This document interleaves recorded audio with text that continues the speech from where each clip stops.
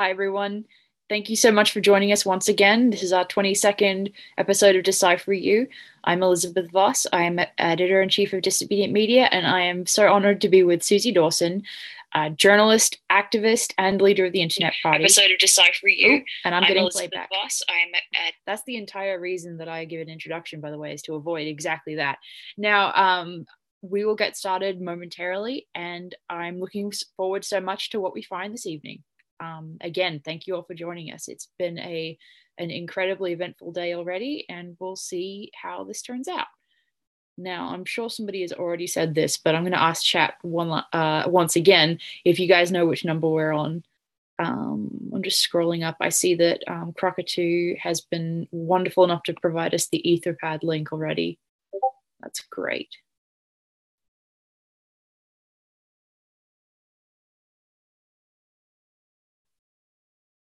I love seeing you guys already have a conversation going in chat. That's amazing. All right. Sorry guys, I'm here. I'm just multitasking, so just give me a sec. But hi everyone. So Suzie, if you can hear me, do you remember which number we were on? I think it was I'm just opening it now. I think it was just under. I remember because there was the really important article document, and we didn't get to 200, but we're about to. So it should be like 196-ish, I think.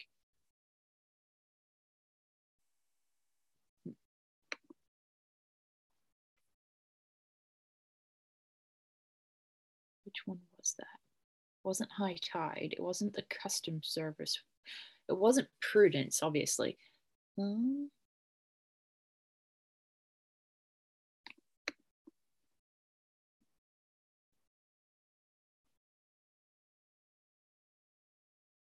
don't think it was the Finding the Achilles heel either. I think it was right before that. Okay, 193. Thank you, Fly and Kathy B. I appreciate it. And Crockatoo, all of you, for chiming in. Yeah, that's what it was. Of course, we finished with the global system. Yeah. Great. Awesome. Well, I will just go ahead and open up 194, which is 1 million and counting, unless that is one that The Intercept has already covered. But I don't recognize it. Hold on 1 minute. I'm just sorting my chat, and then I'll jump on camera and I'll just say hi. Okay, great. Awesome. Why don't you tell us about the amazing new article that you put out today? It's incredible. Well, it's titled, the political division is a hysterical charade maintained by a corporate press, and that pretty much sums up what it's about. I will head there right this minute and give you more of a summary, but basically, it talks about the fact that, whether it's Trump being derided in the press in this very, very hysterical way, or whether it's another emotionally based controversy that doesn't affect policy decisions. Basically, it's trying to point out that the reality is that America is governed in a plutocratic way, and that's government by the wealthy, and that because of this, because the minority of individuals that actually control policy decisions know that they have to basically keep the populace that they are taking advantage of distracted, and they have to deflect the emotions that come up from that on a mass scale. So they have to distract and manipulate. And it's a similar dynamic really to like an emotionally abusive relationship. It's gaslighting, it's deflection, it's distraction. And basically what I'm saying in the article is that the two major political parties are effectively the same, but that, and this is, and I should go back up a second and say that this whole article was totally inspired by the last stream of Decipher You, where Suzie and I had a fantastic discussion about this subject. Suzie, you here? I can hear you. But basically, my lighting, bear with me. Awesome. But basically, it's just saying that it's a big topic, but basically that the division between the two parties is an illusion, and it's an illusion that benefits the plutocrats because both parties are effectively the same. They're the same on Yemen. Obama and Trump have both pursued the same policy in Yemen. They're the same in Venezuela. Obama and Trump have both issued sanctions against Venezuela, and you go down the list, and really, truly, you know, decisions and policies that affect thousands of people's lives are the same, even between presidents that are on the surface so different, and in the media portrayal of them so different, and they're from different political parties. And that's the point, is that in order to distract from that sameness and from that lack of change, the media circus has to create a sense of change for, that they, and not only change, but they have to portray a character. And that's where I get into the stuff about like WWE and Trump. And I referenced the Time magazine cover that had Trump as a literal cartoon character with his hair on fire. And the point of that is to say that they are literally making Trump into a WWE style heel or villain, specifically so that Americans can be distracted by that and chase that around like a cat chasing a laser pointer, instead of just stopping and looking at what's actually happening. And then, you know, I cite the Princeton study from 2014 that goes into the fact that the business interests affect policy decisions more than mass public opinion, and on and on. So it's a big article. It's difficult to sum up in one sentence. It's you know, it took me the entire article to get through what I was trying to discuss, and it's a lot. So I hope, if you're interested, that you go read it. And I'm really appreciative of our discussion last time that totally inspired that article. So I love this paragraph in it that I'm just going to quickly read. Just check if you can hear me. I can. Where you say, the hypocrisy extends to the carnival of media hysteria that portrays Trump as a figurehead to be despised, while sanctifying the policies of the Clintons and Obamas and even the George Bushes of the world, who are of the same ilk. The problem is not that the media excuses the bad policy of corrupt statesmen. It is that the media charade pretends to be emotionally invested in one figure against the other. Exactly. I thought that was classic, because that's exactly what they're doing. They're trying to play on the emotions of the public to make it that there's a good guy and there's a bad guy. And therefore you're on the good team or you're on the bad team, when the so-called good guy and bad guy are on the same team against everyone else. Absolutely. And that's the same, and that's why they have to invest. I mean, that's why it's so ironic but perfect, as you said last time, that our president is a reality TV star, because he's fitting the role of the villain or the wrestling heel, or whatever term you want to use. He's fitting that persona perfectly. He's doing it, and that's why, in my opinion, that's one of the things I say in the article, is that the reality is that the media behind the scenes, those people don't hate Trump. He's one of them. That's something that I think people on either side get caught up in, is, oh, the media hates Trump. The media loves Trump. He earns them a great living. Anyway, but yeah, you're spot on. It's a fantastic article, and it really reminded me of Glenn Greenwald's work. Thank you so much. So much in that same vein. I mean, it's not, I don't think so at all, but thank you so much. That's a huge compliment, and I appreciate it a lot. He's been one of the few journalists to consistently point out that it is perfectly sane and reasonable and rational to despise both Trump and Clinton. Yeah. Well, and just to see them as the same class of, and that's the reality. They're all plutocrats. So bingo. It's a class war. It's a class war, and we are not in their class. Yeah, very true. Okay, let's get going. Do you want me to share, or? Yeah, why don't you? Because your screen is easier to read. Okay. Absolutely. I've got it. Like, seriously, this light is actually driving me nuts. So I might give up on it and just go back to being a bit darker. But totally it might be for the best, I think. Studio lighting and I do not mesh very well, unfortunately. Yeah, no, right. Yeah, I try to have my lights off to the side a bit for that reason. But okay. So we did the global system. Now we're on Oh, 1 million and counting, wasn't that just the, yeah, that was just the fundraising thing, so I'm going to skip. Okay, yeah. So, and we did the United States Customs Service Part 2 already. Did we? Yeah, we did. Because okay. I remember Crocshaw asked us to look at Part 1 and Part 2 together. Oh, yeah, I remember that. So I think we're going to move on to 197, Finding the Achilles Heel. Wait, did we do the numeric character reference one? Did we do 196? Let's have a look at it. No, we did that. It's the email Unicode. Oh, yeah. I remember that now. Okay, I'm going to screen share and start. Awesome. We are so close to 100. We're going to get it in the first half an hour. Finding the Achilles heel. Do you want to read through it and I'll just fix my lighting? That'll be awesome. Thanks. Sure.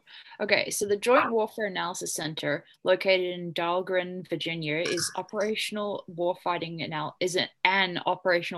analysis center staffed primarily with scientists and engineers. Approximately 525 civilians and 57 military work at the Joint Warfare Analysis Center. The military are predominantly Navy and Air Force, but all four services are represented. Subordinate to the Joint Forces Command, JWOC directly supports combatant commands, components, and interagency customers. JWOC is not an intelligence center and has no intelligence or indications and warning production requirements. So what does JWOC do? JWOC provides the combatant commands, joint staff, and other customers with effects-based precision targeting options for selected networks and nodes in order to carry out the national security and military strategies of the United States during peace, crisis, and war. JWOC has the ability to conduct comprehensive technical analyses to identify critical networks, nodes, and other points of influence within a threat's infrastructure systems. Recommendations are made for both kinetic and non-kinetic solution sets. JWOC provides responsive analytical solutions based on a desired effect, objective, and end state, and analysis and assessment based on a combination of network expertise and weapon understanding. Developmental areas include automated information extraction system, advanced collateral damage estimation tool, etc. The NSGI Warfighter Imagery Library, an NGA-sponsored imagery library that provides rapid access to over 7 years of overhead imagery, is located at JWOC, remotely accessible via SIPRNet and JWIX. Its vital statistics include 24/7 operations, 14 days worth of imagery online for fast access, over 2.5 million images online, and 100% coverage of 35 countries. In a related initiative, JWOC is now hosting 2 additional libraries for still frame, airborne, and motion imagery. But the Communal Airborne Library provides a something. It's a voracious user of intelligence products and services, including blah, blah, blah, and then detachments at several national agencies. That seems to be about it. Okay. This is the first reference to predator drones. Oh, that's very interesting.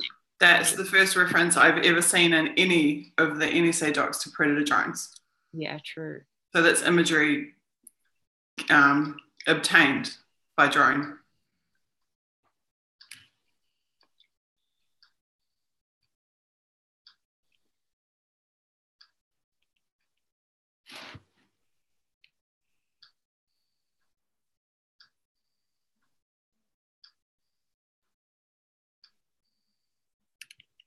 The relationship is more than just customer and producer. Opportunities for collaboration in the past resulted in timely enhanced support to warfighters during Operation Enduring Freedom.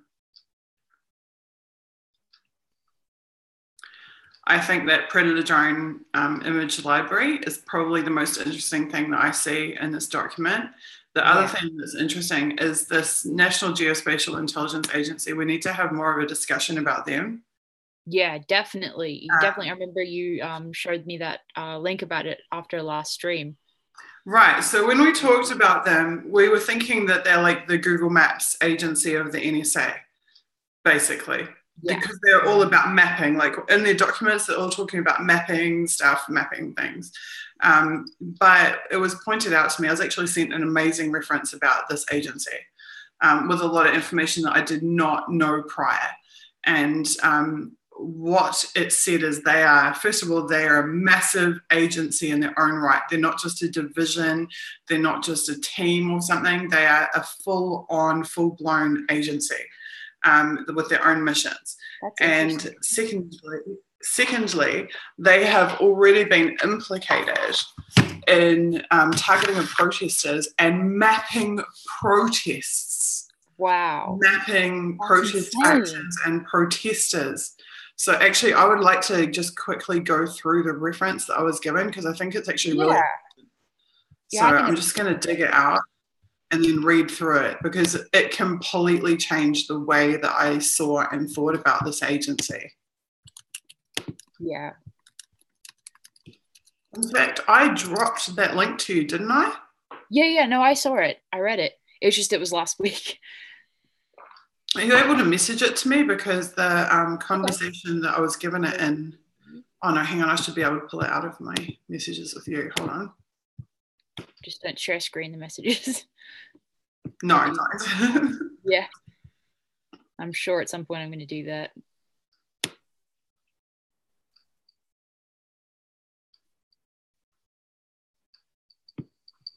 Okay, no, I can't find it. Can you drop me the link? Sure. And I'll open it up and read it with everyone. Sure. Because what it means is that we've been pretty much glossing over those geospatial documents, mainly because I had no prior context for them. But in light of this new information, it shows me that actually these things, this subject is really important. Definitely. Really significant. I sent it to you in Zoom chat.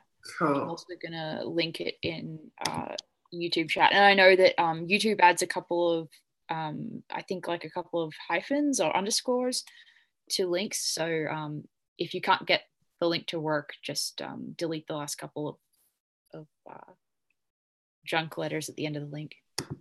Okay, here we go. Meet the National Geospatial Intelligence Agency, the CIA's big brother, the multi-billion-dollar US spy agency you've never heard of. Their capability is well equipped to quell the violence of protesters, assist ICE in deportation, and track all those who belong to minority groups, including Muslims, Black Lives Matter, etc. If you haven't heard of them, you can be forgiven. They employ over 15,000 people in their shadows. That's more than the NSA. That's incredible. They are the cutting-edge spy agency that oversees the surveillance trade. Forget the CIA and NSA, this newish acronymic, taking its new existence, started as the National Photographic Interpretation Center in World War II, is massive. Billions are granted for budget, and in 2011, its main building measured 4 football fields long and covers as much ground as 2 aircraft carriers. James Bamford reported this month how even President Obama, 5 months into his presidency, didn't know of the agency. Wow, that's incredible. There's a quote of Obama asking one of the people who work there what it is that they do. Bamford reports that after 8 years after the videotape of Obama asking that question aired, the NGA remains by far the most shadowy member of the big 5 spy agencies, which include the CIA and NSA. And then there is a short video description of it. I will just drop this link into the chat for you guys. Yeah, I tried to as well. It looks like Fly says that we can't stop YouTube from adding junk letters or junk. So I don't know what we're going to do about that. But yeah, we'll attempt to get this link. Just copy the text and yeah, paste it. Otherwise, I can tweet it out too if necessary. Yeah. Or I can do that while we keep, if you want to keep reading. Either way, I'll just reply to your tweet with it, and then we'll move on. Okay, so I'm not going to go too much into the history, though it says they play a crucial role in gathering US intelligence, including the intelligence gathering and replication of bin Laden's compound for SEAL Team 6.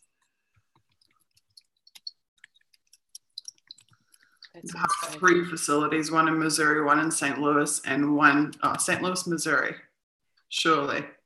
Missouri and St. Louis, I don't know where that is, and Virginia.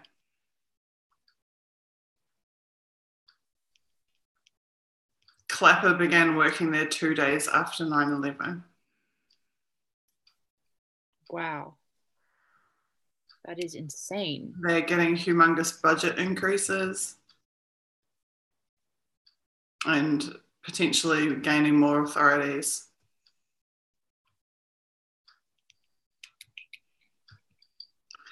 They can zoom in on an object as small as a stick of butter on a plate and store up to 1 million terabytes of data a day. Technology is in the works to enable drones to remain in the air for years at a time.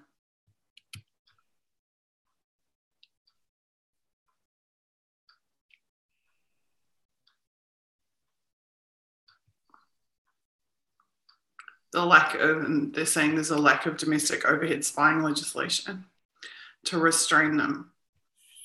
Wow. So I think there were some other links as well. This is just generally and about the NGA, but there was some other stuff that I was sent that was essentially tying NGA intelligence to specific mapping of protests and of protesters. So they've already been used for that purpose. So when we're talking about them being the NSA's Google Maps, they're actually much, much, much more than that. That is really important to know. And I think that's the type of context that is really useful in these streams. Otherwise, I would have no idea. I'm sure a lot of viewers would have no idea. So they are formerly known as NEMA, and now they are the NGA. Also great to know. So 4 of the agencies have liaison officers at the Joint Warfare Center. Yeah, I think this is an important document to cite, and I think it's important to write about this because it's so little, so unknown. And then this again has staff posted at CIA, DIA, NSA, and NGA. Wow. Yeah, that's the same type of interagency interaction that we've seen before, just in terms of the CIA and the NSA. Definitely. But that definitely indicates how important this is, that they would all have liaison officers and interaction like that. Definitely.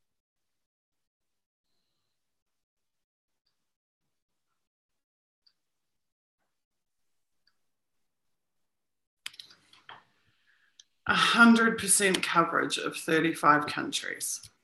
And this is on what day in late 2004 or early 2005? But regardless, I think we're still in 2005. Okay. Yeah. Just at the end of it. Wow.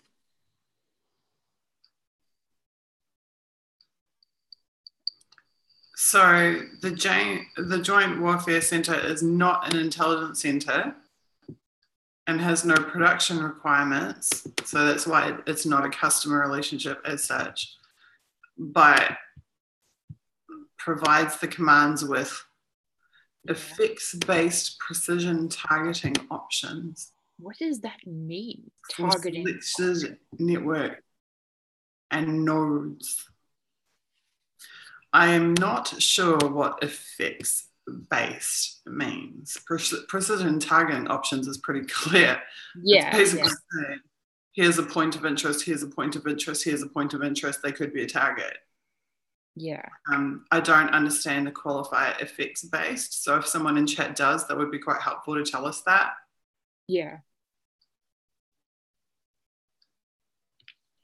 But look at this. This is the other alarming thing.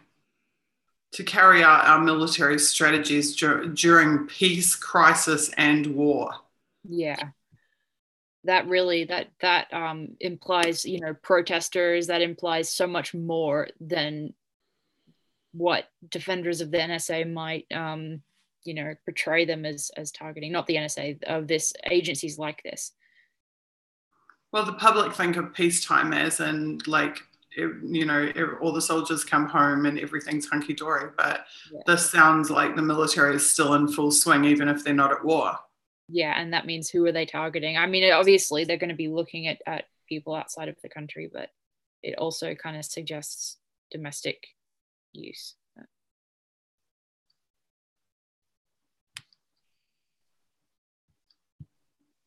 Yeah, this seems to be all about target selection.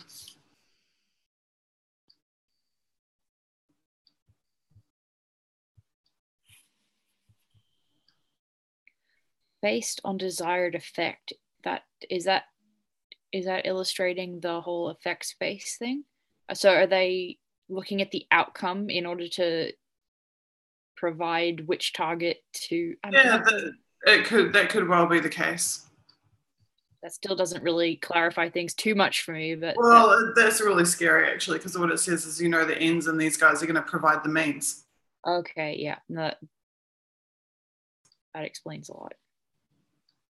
Like, for example, we want to render the Iraqi military unable to function. How do we do it? Joint Warfare Action Center says you take out A, B, C, D, E, F, and G network and target.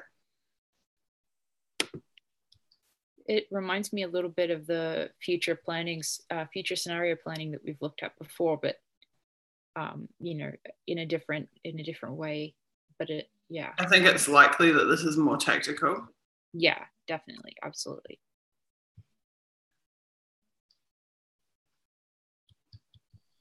Maybe it's both tactical and strategic, I don't know, but I get the feeling that this is very much about operations. Yeah, and probably near-term effects, not long-term effects, I would imagine.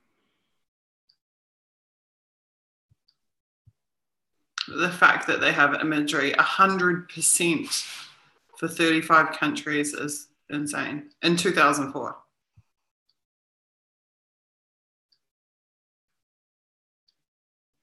It's incredible to me to remember back to the invasion of Iraq and what we saw, like the shock and awe, you know, that we saw on TV that just looked like big spectacular fireworks. Then to read all of this stuff and understand what was actually going on behind the scenes. That was insane. In terms of the target selection. Yeah. And the signals intelligence.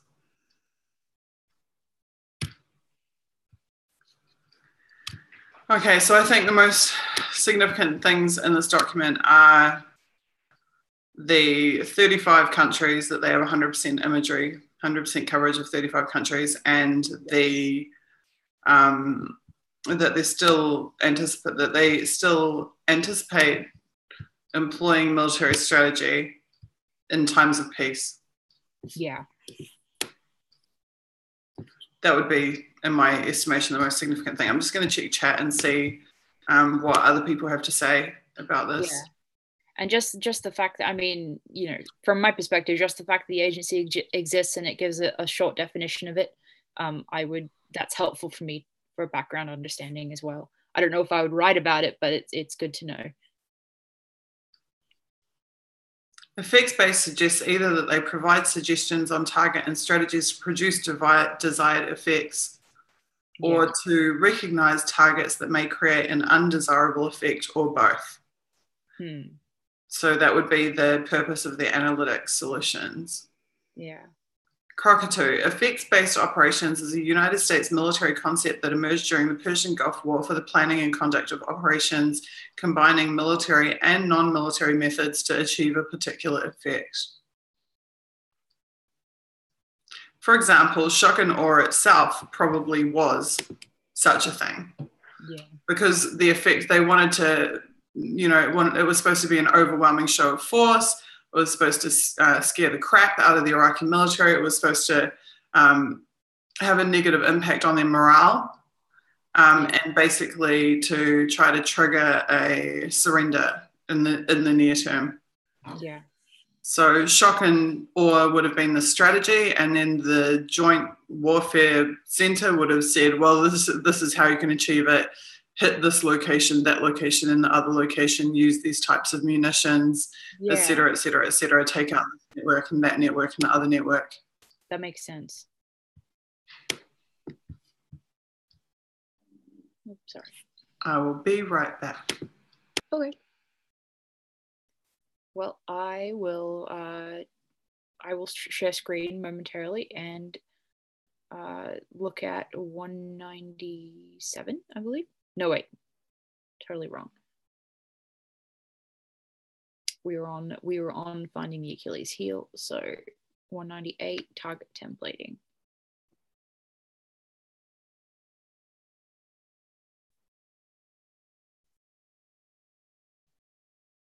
No, that's frustrating. Oh, there we go. I thought it was messing up on me again. Okay, I'm just going to add some notes on. Oh, you're in the doc. Yeah, no, I'm on the next one. I'm on target templating. Do you want me to go back to the other one? I'd like to look at this one very carefully, but I'm just quickly going to make some notes on the last one. Will you just run through the chat? Because I know that chat has a limited buffer and I don't want to miss what people are saying because people give us really amazing contributions. Yeah, absolutely. Okay, let me see.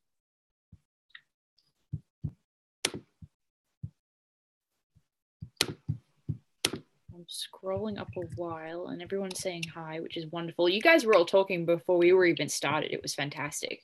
I'm so glad that we have so many really involved people in this chat. People are hanging out like half an hour before the stream. Like, so impressive. You guys are amazing. So yeah, I've scrolled up a way. Now I'm scrolling back down again to see where we start on the actual documents. So yeah, protect what's true says non-kinetic solutions means creating mind deceptive techniques. It was bizarre to me to see an agency that outright says, you know, we don't produce intelligence. That was just like bizarre, but it's a fascinating subject to learn more on. And yeah, Forsaken Companion says, you know that no matter how much you find in there, no matter how much you research on the internet, there's 100 times more we will never see or know. Good point.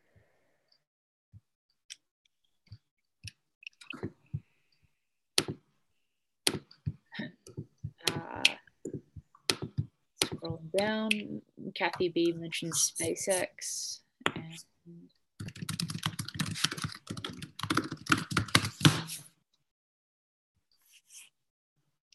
And then Kathy B has linked to a YouTube page.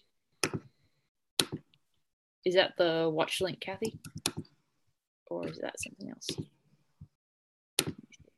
Oh, no, it's a video called Replay ULA at Delta 4 launch second attempt.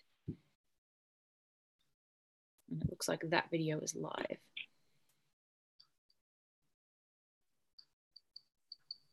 Interesting. Yeah, and there's some discussion in chat of kinetic versus non-kinetic or kinetic versus potential. Stacey O'Neill saying he wonders what 35 countries. I wonder the same thing. And yeah. I also wonder if nowadays that would be 140 countries, you know? Yeah. I mean, that was like 14 years ago that it was 35. Exactly. Great point.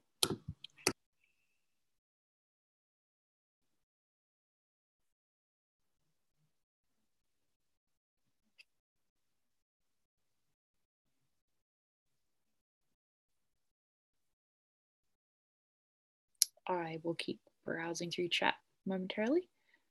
Okay.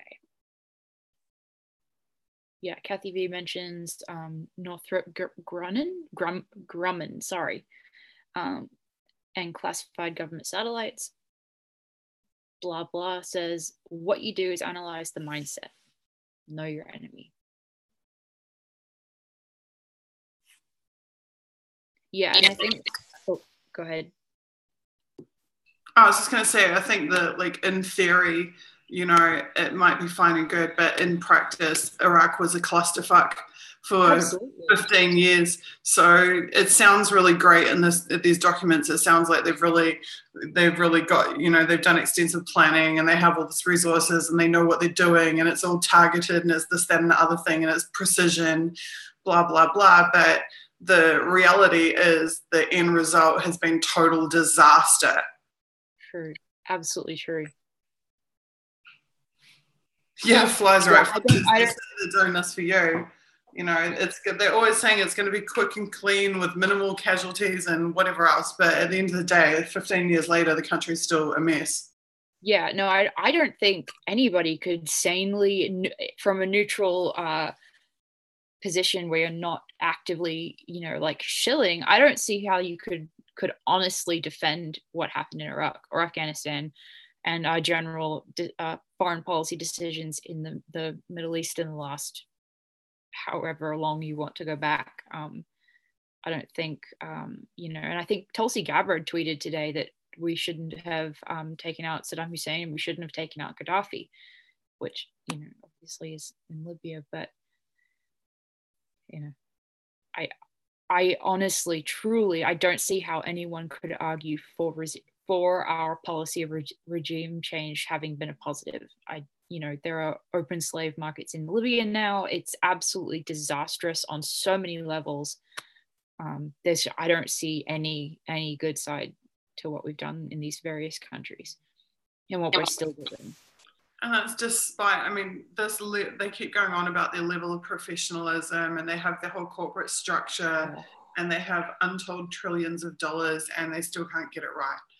Yeah. I mean, either this is all intended to produce chaos, or they really are completely, incredibly incompetent. Yeah, and also, you know, yeah, like you said, it's intended to cause chaos is a really, I think, you know, a really validly possible impetus for some of these actions. And then, you know, when I say I don't see how you could defend this, it's odd because every time I say that, somebody does on Twitter, they come back at us and they say, oh, but why are you even looking through these documents? And it's really amazing to see people actively defend the value of not reading these documents. And I don't, you know, they probably just chill. I think I said that on Twitter in response to that particular person. But the point being that, you know, there are some things that seem so plainly obvious, and every single time you say that oh, nobody reasonable could argue about XYZ, somebody will. But yeah, I'm just reading through chat momentarily, mentioning Lockheed Martin and Lockheed Martin Space Systems, Boeing Defense. We're going back to 1984. You know, and I don't know if you read the article that I wrote today. I specifically cited Huh? I'd like to just make a point about that whole Snowden stolen property thing. Yeah, no, that was ridiculous. But I mean, how you can tell that it is a government, sorry, I fixed my camera. How you can tell it is a government talking point rather than just a concerned citizen making the point is that if you take the phrasing and you search it on social media, you find hundreds of results of exactly the same phrasing.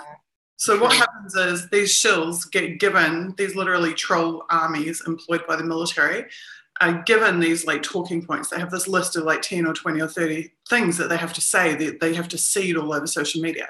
Yeah. So I'm just going to share screen and show you what I've just done here. I've just searched on Snowden stolen property. And interesting. Those keywords. Instantly, why has he not been prosecuted for possession of stolen property? You know, holding stolen government property, Snowden and Glenn, you know, on and on and on, stolen property, stolen property, stolen property, stolen property. And this is just a talking point that is used over, you know, intellectual property. Again, you see that was the second point he made. Oh, well, what about your intellectual property? Do you care if your intellectual property is stolen? Yeah. Like, yes. Stolen property, DNC, stolen property. Great job profiting off of stolen property like Snowden. Snowden is in receipt of stolen property. People with integrity don't rely on stolen property. Snowden WikiLeaks using stolen property isn't an answer either. Did WikiLeaks knowingly receive stolen property from Snowden? WikiLeaks knowingly accept stolen property. Are they guilty also? Snowden is a traitor, not a hero. So you see this from all these like sock puppet accounts with crap ball followers saying the same thing to everybody over and over again. It is simple. Snowden is a criminal. He has stolen public and private property. On and on. Has he hacked or released stolen intellectual property? So forth, so on and so forth, and it just goes on and on and on. Making money off stolen property is what The Guardian does, just ask Snowden.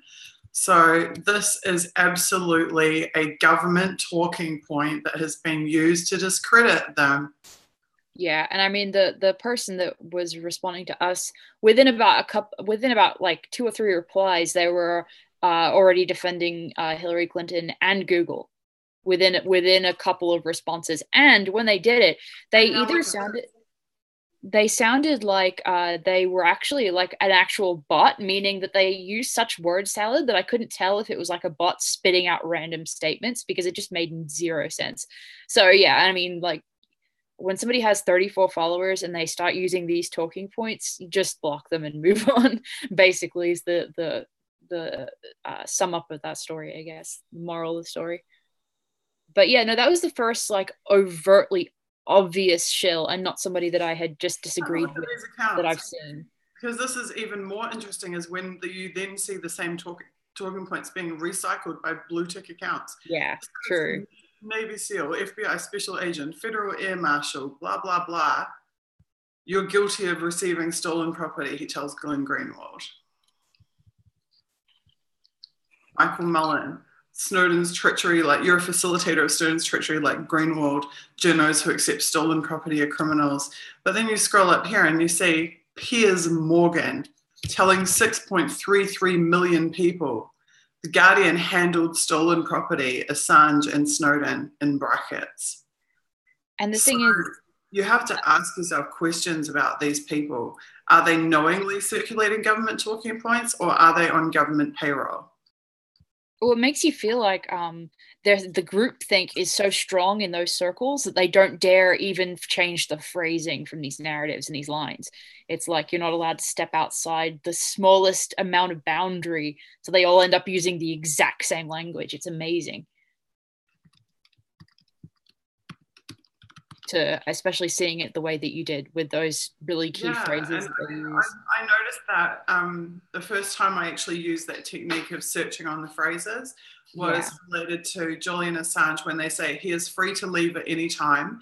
If you search on that phrase, he is free to leave at any time, there's thousands of identical results from all these different accounts of them saying Julian is not in exile, Julian is free to leave at any time, over and over and over and over and over again. It's hardcore anti-WikiLeaks, anti-Assange propaganda. And then I personally experienced the same thing when the news of my asylum broke, of my application for temporary asylum. And I was smeared as them saying that I was in self-imposed exile. And when I searched the term self-imposed exile, there was a full page of web results of it being used in relation to me from all the New Zealand publications. Countless pages of the same term being used to describe Assange's position in the Ecuadorian embassy. And then the same term being used to describe Snowden in Russia. So this is the tactic, is they just recycle the talking points. The exact same phrases, exact same words are used against each of us, which, to be honest, I took as a huge compliment. Yeah, no, I remember you showing me that the side by side of each individual person and the same exact phrase being used on all of them. That just goes to show you what a sham that this all is, really, and how constructed it is. Anyway. Totally. There's no original thought involved whatsoever. They've just decided A, B, and C are the most effective talking points, and we will just seed them all over the internet. And I mean, you've just seen me searching on Twitter, but if you search on Reddit, if you search on any of the social media platforms, you'll find exactly the same thing. Countless results of exactly the same wording. Yeah, and so basically it's like if you see all of the media and then a whole bunch of random small accounts agreeing and using the same language, but really agreeing like in synchronous in a synchronous way, then that's when you start questioning what they're saying instantly. That's when you go, okay, something's up with that narrative. But totally, and I think it's even more telling when it's coming from those blue tick accounts as well. Definitely. When it's a combination of 34 followers and blue ticks, then that's definitely a media talking point. Yeah, but them saying exactly the same thing. Exactly. Yeah. Okay, cool. Let's move on. Anyway, yeah. I'm really interested to look at that next targeting document. Pretty much any of the documents that are about targeting fascinate me endlessly. Definitely, So yeah. have a look. I love the thumbnails that Twitter and YouTube ends up using sometimes. Anyway. Cool. So target templating, the way ahead. What does it mean to be a SIGINT hunter? Wow. Yeah. How can we straight off the bat? How can we efficiently use multiple analytic and signal exploitation techniques to create a coherent picture of target activity? God, I would love to know what their coherent picture of my activity was. How can we systematically determine our knowledge gaps? How can a virtual team of various division partners keep the SIGINT system agile by jointly developing a target template that automatically updates itself with the latest information and activity of a target? So now we see automation being brought into the targeting process. Wow. Some of the questions that this team is addressing in its target templating implementation strategy.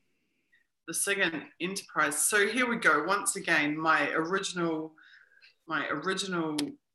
imagining of one agent having one target and sitting there and hacking their network and their social media accounts and manually pulling their data from each of these places is a total fiction. It's not how they do it at all.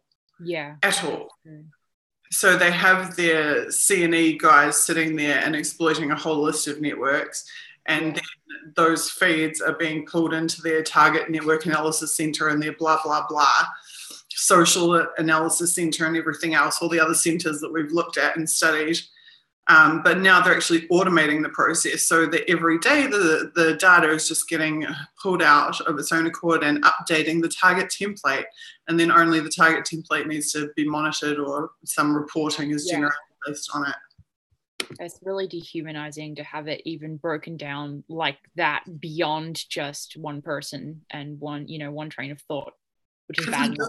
I think someone said many episodes ago, it's industrialized spying. They've industrialized it. They've created like the Ford, like yeah, no. Conveyor belt. It's the conveyor belt, the target conveyor belt.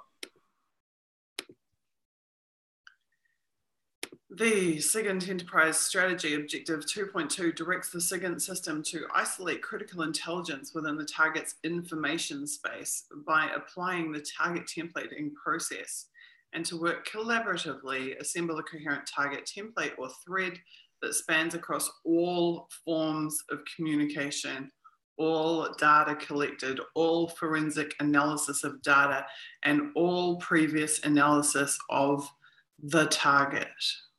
That is sickening. Since such a comprehensive set of data could only be produced using a variety of analytic techniques, templating should not be seen as an additional technique, but a unifying framework for analysis and analytic techniques. What's this? Secret, okay. For this reason, target templating leads within SSG work with the Social Network Analysis Work Center to merge social network analysis, communications event analysis, and other analytic techniques into this. Event stuff is really significant because this is where they're actually getting fired off notifications, etc. Okay.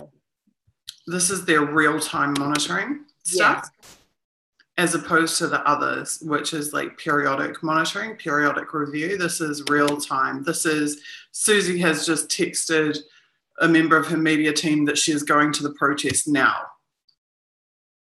That is incredible. As opposed to Suzie has just spent the last 4 hours writing a blog post at her house. Yeah. No, that differentiation is huge. These ongoing relationships help SSG to understand how templating is perceived, what works and doesn't work in applying the templating methodology, and how to make it easier to merge analytic approaches, techniques, and tools in order to make templating more effective as a unifying framework for SIGINT development. This framework is being realized by simultaneously addressing 4 distinct courses of action or vectors of the strategy. The first vector is enabling technology. One part of this vector will address how to integrate information from the knowledge system prototype to visualize and automatically update a target template. A second part of this vector will provide an interim target templating tool for capturing and modeling target templates. The second vector is skill development, so that people know how to train. It's a training. So the first part is technology, the second part is training. The third vector of the implementation strategy is product line and partnerships. In this vector, they're developing target templates within product lines and is consulting with the various analysts, and other groups to apply templating to specific information needs and target problems. SSG works with issue management teams to apply the target templating process, which complements and supports the SID operating principles.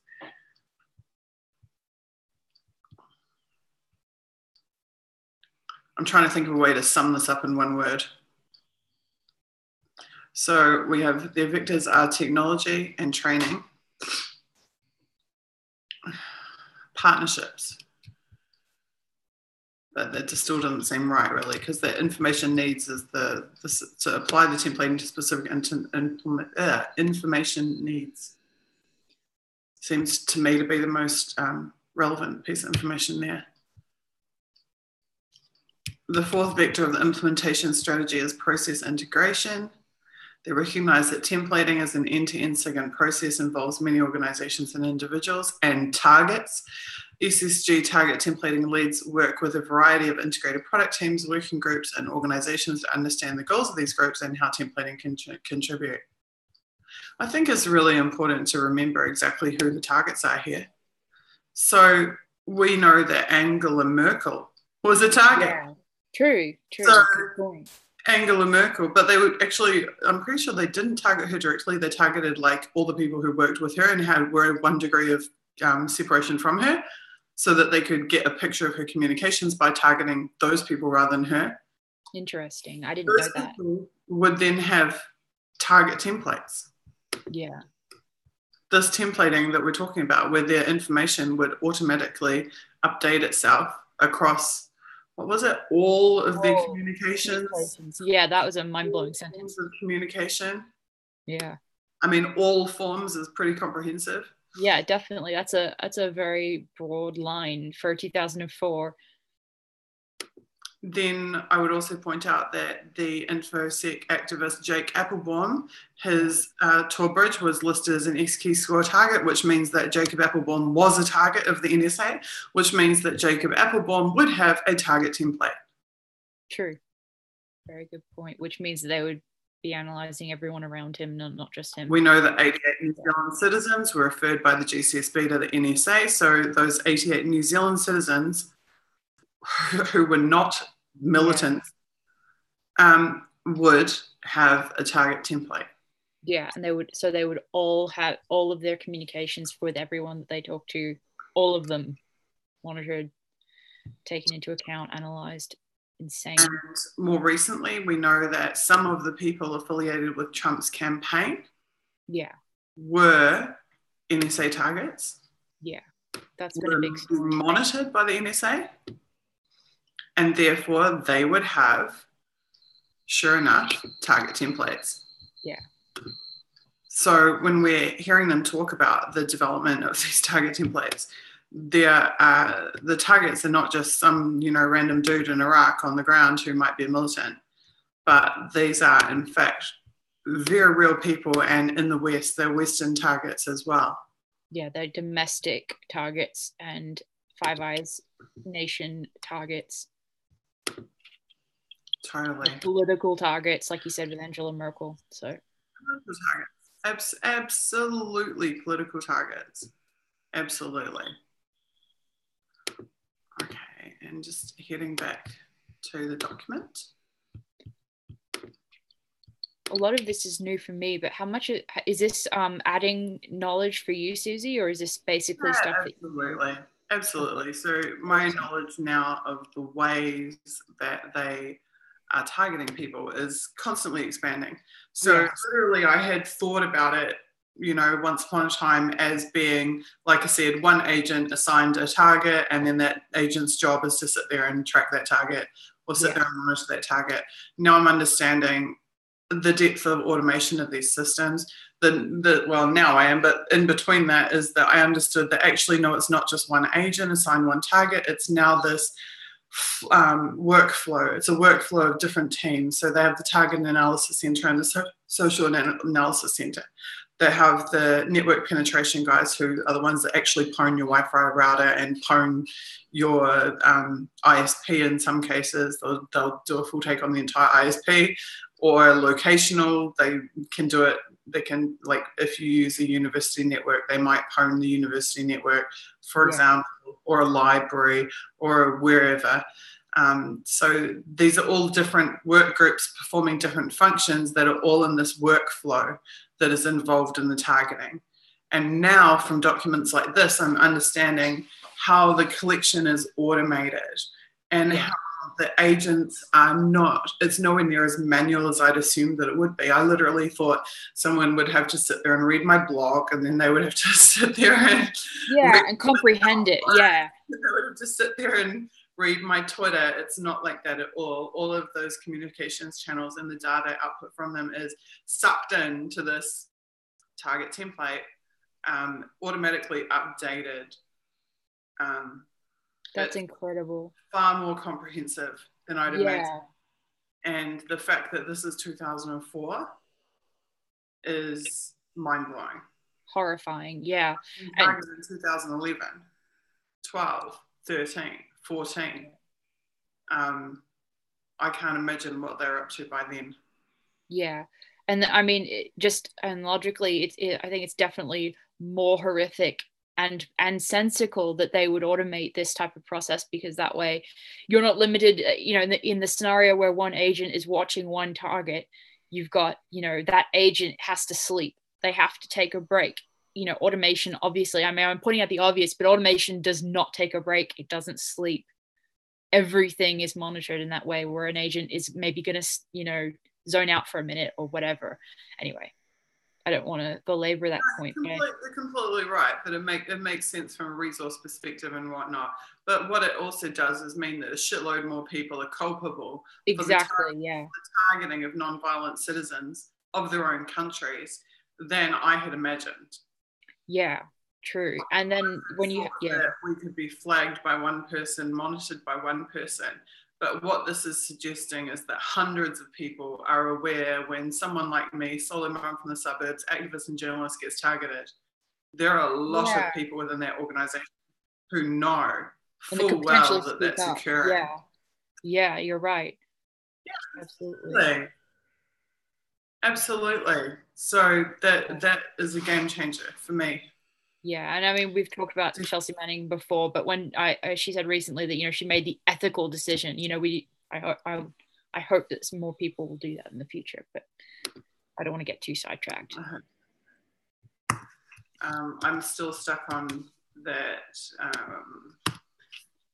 Was it from the Limo chat logs, I think, where she was talking about how she was actually helping. She was helping. Yeah, we talked about that before. Amazing, incredible. Next level.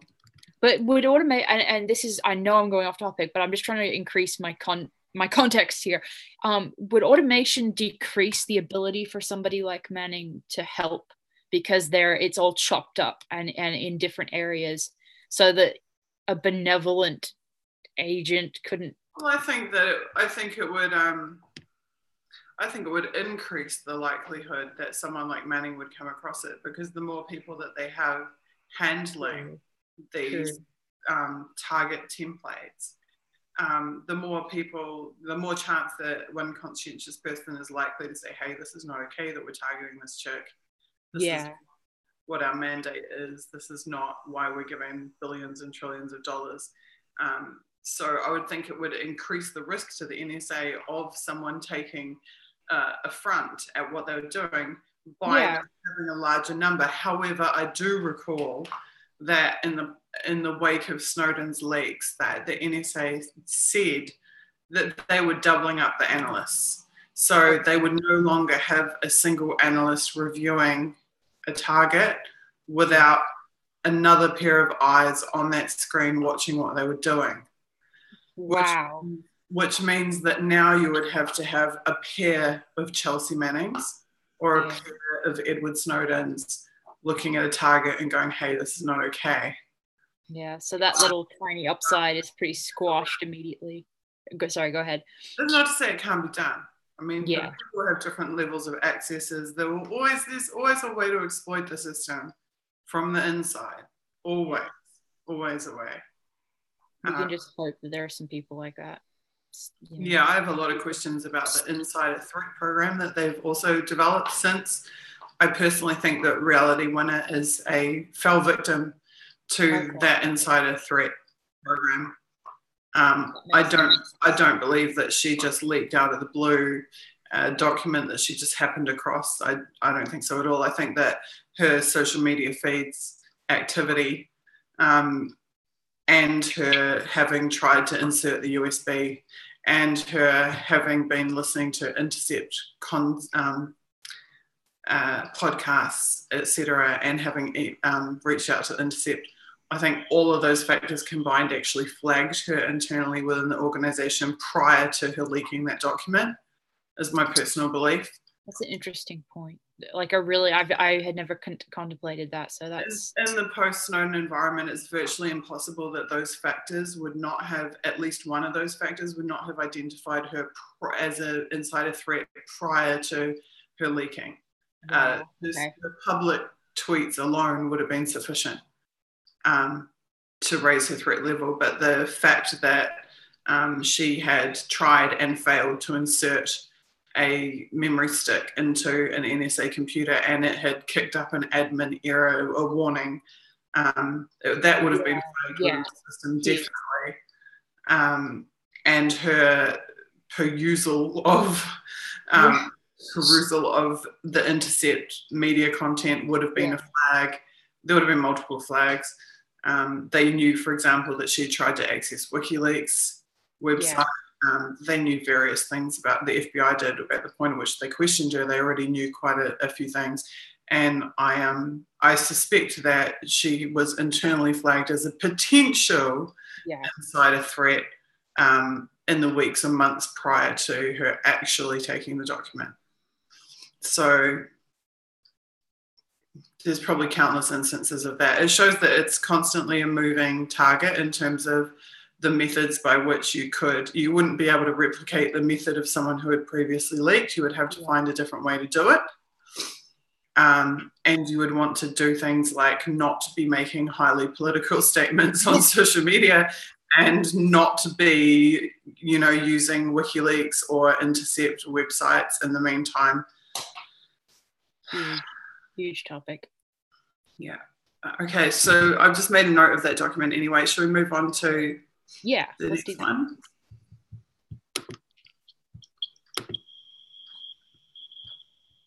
While we shift over, I'll just glance at chat really fast. I'm just going to actually grab a tea if you want to just catch up on chat. Because I feel bad that we miss like too much stuff from the chat. Awesome chat. We have the best chat of any YouTube channel. I know. We should utilize it as much as possible. Yeah, absolutely. Yeah, I'm just scrolling through right this second.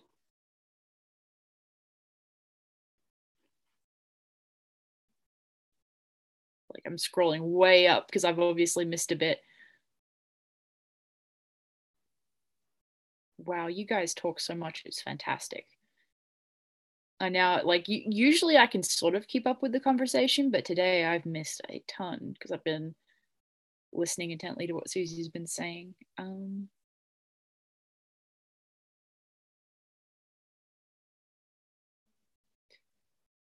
Oh yeah, somebody said thanks for the tips on finding shills, and yeah, that was just something we came across today actually. That obvious, like the really clear, like I've had questionable people respond to lots of my articles, as you do, especially when you write about stuff like WikiLeaks or Assange, or you write articles that maybe are slightly critical of Clinton in some way, based on factual information or the Russian hacking narrative, any of that.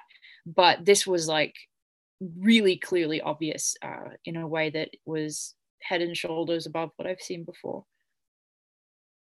So, and then Ron says National Shield is a PLC of a particular type in cybercrime. More importantly, NSA uses it.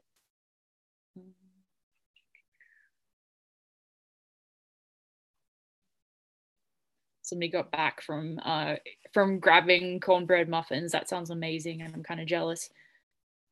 And then people are talking about scanning for key phrases. And then blah blah is saying that AI is relevant as a concept. Definitely. Well, yeah, and I think that probably, I mean, unfortunately, probably AI is probably already working on. I can't imagine that AI isn't working on helping that whole automated surveillance and automated target template processing and all of that. It wouldn't make any sense to me if that wasn't happening. So yeah, all really good points. And then yeah, Kathy B is talking about Sophia, and I think the thing is too, I think one point I want to make about AI and then robots is they're separate, and so you don't have to, like, robots are really not, I mean, unless it's in a military purpose, robots to me are less scary than AI itself. And in fact, it's good that you guys are bringing this up, because Assange actually tweeted, he's I think he's got a conference going on right now with some wonderful people, like his lawyer from Spain, I believe. But my point is that he had a great tweet earlier about the issue of AI and some of these other related topics. And I'm going to throw it in chat. And if the link doesn't work, fly grok to somebody can fix it. But my point is that the topic of AI is really, really relevant, and that it's important to understand that that's totally, like, AI itself is separate to robots that are built to house AI. So you can have AI that's just, on the internet and the computer processing. And I know most of you know this. I just think it's important because some people go, oh my God, robots. And it's not the same thing. But yeah, I'm going to read out Assange's tweet just because people brought up AI, and I don't want to go over documents until Susie's back. But Assange tweeted, "The future of humanity is the struggle between humans that control machines and machines that control humans. While the internet has brought about a revolution in our ability to educate each other, the consequent democratic explosion has shaken existing establishments to their core. Burgeoning digital superstates such as Google, Facebook, and their Chinese equivalents, who are integrated with the existing order, have moved to reestablish discourse control." Interesting. This is not simply a corrective action. Undetectable mass social influence powered by artificial intelligence is an existential threat to humanity. While still in its infancy, the geometric nature of this trend is clear. The phenomenon differs from traditional attempts to shape culture and politics by operating at a scale, speed, and increasingly at a subtlety that appears highly likely to eclipse human countermeasures. And that's huge. There's so much going on there that relates not only to what we're saying in chat, but the article I wrote as far as the media being a charade that is designed to control the social discourse. And what Assange is saying is that there is the huge danger that this will soon, that due to AI, the control of that discourse will soon be undetectable. And, like Susie was mentioning earlier, and this is so relevant to what Susie was mentioning earlier, where you have these bots, and right now you can, like Susie said, you can look up and search those phrases, and you can tell that it's a narrative that's being pushed. But what Assange is saying is that, in the near future, that AI is going to be so well developed that you will not be able to tell the difference between a shill bot or a fake Facebook profile could be the product of artificial intelligence, and it could be spouting out all sorts of political opinions that sound like a real person, and you won't know the difference between whether that person is fake or not. And then you apply that to so that way, if you apply that to an entire society, then you have entire quadrants of opinion and people that could be entirely fabricated, and you couldn't really identify whether it is or not. And that is horrifying. It's absolutely horrific. So I'm going to check chat to see what you guys have said to respond to that. But yeah, it's is definitely something that is really concerning, because right now we can point very clearly to the media narratives that we see.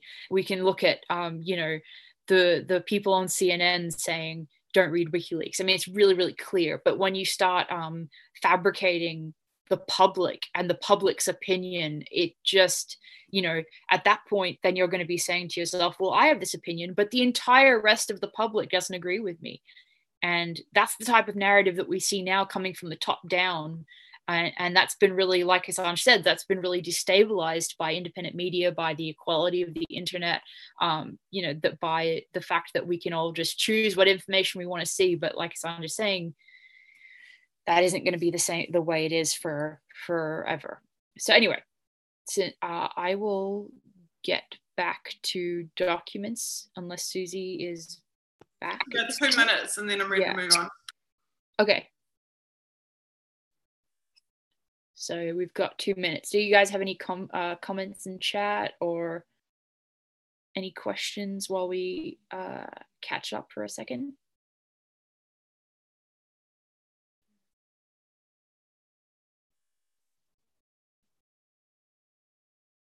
Blah blah says AI is humanity trying to make an inorganic mind, essentially. Robots are anthropic machines. Yeah, that's exactly right. Great, actually. And they point out, interestingly, the term robot is from sci-fi, from the Slavic word rabu, meaning slave. That's terrifying. That's a really useful statement, but horrific. It's terrible. Yeah, no, that's horrifying. And then Crockett says, scary what Elizabeth's talking about. It will require a higher level of evidence that I'm talking to a human. Yeah, no, that's exactly right. That's what's so scary. And so then what that means is that the narrative is going to be shaped from the bottom up in the way that it used to be shaped from the top down by CNN telling you what to think. Now it's going to be the fake mass public opinion on Facebook or on Twitter or on Reddit. Basically, like, AI is going to get so good at faking like an entire Reddit post that you couldn't tell like a really genuine looking Reddit post if you can't tell whether it came from a human being or AI. And I mean, it's pretty easy. Like, even now there are attempts to like we saw earlier today, like there's a kind of word salad-y copy paste feel to these comments that are fake, but they're an attempt at that type of thing.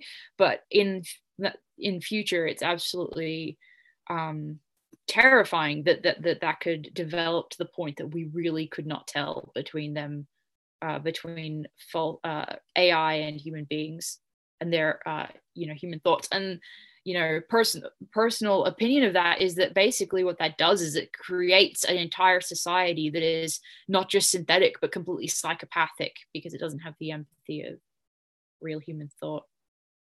But okay, cool. Shall I share screen?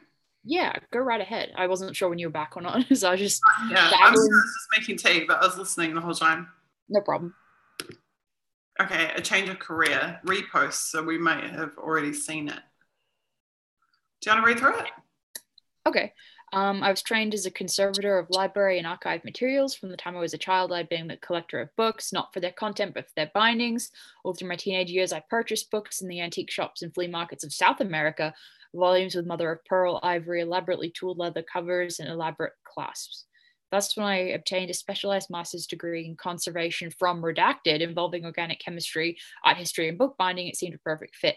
Over the next 18 years, I worked as an art, archives, and book conservator at Redacted.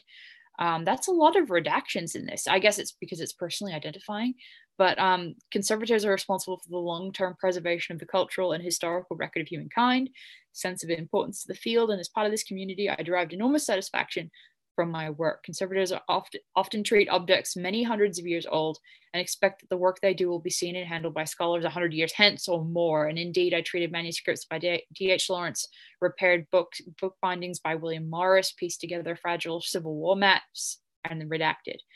After a decade in my profession, I had risen to become a fellow of the American Institute of Conservation, which I also held elected, in which I also had elected office and was regularly consulted by my colleagues across the country. But something was missing. I felt as though it was time to take on a new challenge. Giant redacted.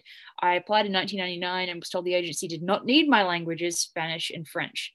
Then came September 11th. We drove home around the empty beltway with jets scrambling out of Andrews Air Force Base above our heads. But for my family, the worst came late in the day when a call from my daughter's teacher brought the news that her friend blank and blank's family had been killed when their plane crashed into the Pentagon.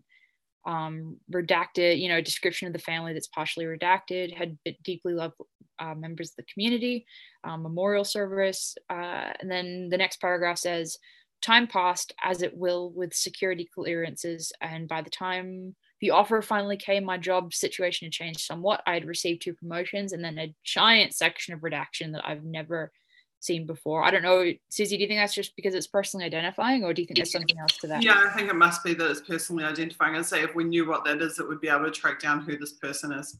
Yeah, good. Probably. It was a very difficult decision. In the end, the anticipation of greater personal job satisfaction won out over the seduction of trappings and externals, and I accepted the offer. I have now landed in the Pakistan shop after a year of Urdu language training. My cramped desk is in a crowded bullpen, a dark corner of the headquarters building. And when my friends ask me how I like my new job, I tell them the following: it is the best job I ever had, as well as the most difficult. I can barely tear myself away from the desk at the end of every day. The work is fascinating, endless, and frustrating, and I would not change my decision for any price. Finally, I retain my sense of the long term. The day will come when reports we write may be deposited in a skiff, when they are declassified many years from now. On that mysterious X1 date, historians will pore over them as they write the histories and biographies of our time.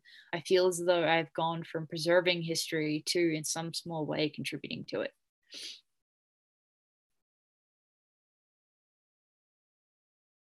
I actually feel like that's one of the more eloquent ones I've read. My take on this is simply that it shows the just stop the share. It shows the aspirations that these people had in 2004, that their work would be significant, that they would be making a positive historical impact. They were probably reading the SIDToday files, telling them that you are contributing to history in the making and blah, blah, blah. Again, as I've made the point before, I would be fascinated to see how this person feels about their contribution retrospectively, knowing what they do now in 2018. Because would they feel the same?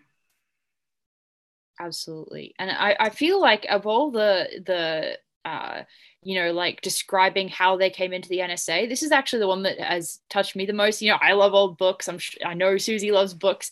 So I feel a sense of like empathy with some of what they're saying in this. And that's different. That really strikes a chord that's different to a lot of the job origin stories that we've read, or like inner brochures.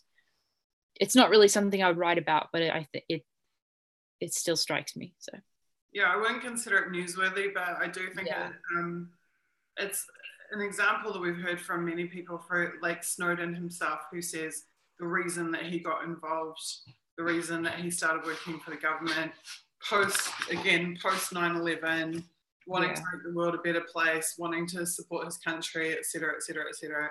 But then they get in, and after a few years on the inside, they discover that it's not what the promo materials made it out to be, and that what they're actually doing is less about bringing freedom and security to the world and more about protecting the economic interests of the United States. Absolutely. Okay, I'll close that one off. And the next one should be interesting.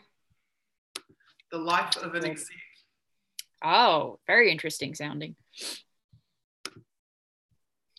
Just could you slow the reading down a little bit, please? Because I was struggling. Sure, yeah. No, I usually rush for the sake of time, but yeah, no, I'll try to slow it down. From former interim civilian executive assistant to the SIGINT director.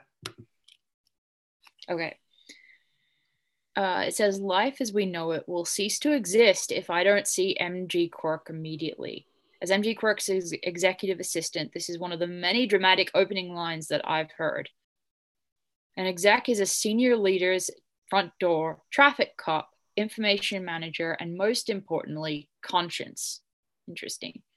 Like triage in an emergency room, an exec's main task is prioritization. Which one of the hundreds of incoming daily emails and documents are truly important? Out of the dozens of requests, whom should they meet with today? What do they have to sign now so the Earth does not spin off its axis? And I've got to pause right there. It's really, it's off-putting to see how much power they're giving these people, you know, right off the bat, just emotionally, like these people control how the Earth spins, you know? I don't know, but I think it's how they see themselves. Yeah. It's a really good. To be honest with you, if the NSA ceased to exist tomorrow, I actually think the Earth would be just fine. It'd probably be better. I don't for 1 second think that the NSA's existence is critical to life as we know it, but they believe that it is. They believe that they are what holds the fabric of society together, rather than that they are what holds the hegemony together. Exactly.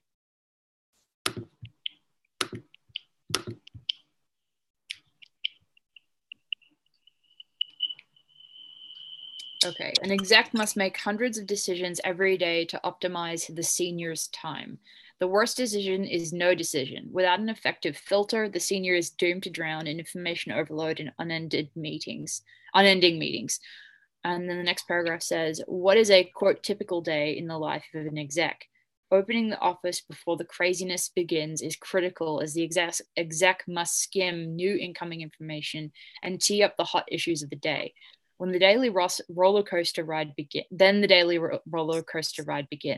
the exec will attend many of the back-to-back meetings. Look for the slightly haggard individual sitting in the back row, documenting actions or going through volumes of paperwork. The exec must be prepared to steal quality time with the senior between meetings or in transit to provide updates for background or on upcoming events. The churn of activity usually continues through the late afternoon or early evening. The end of the day is often the only available time to work off actions and complete paperwork. Keeping pace with a frenetic schedule is only skimming the surface of being an exec.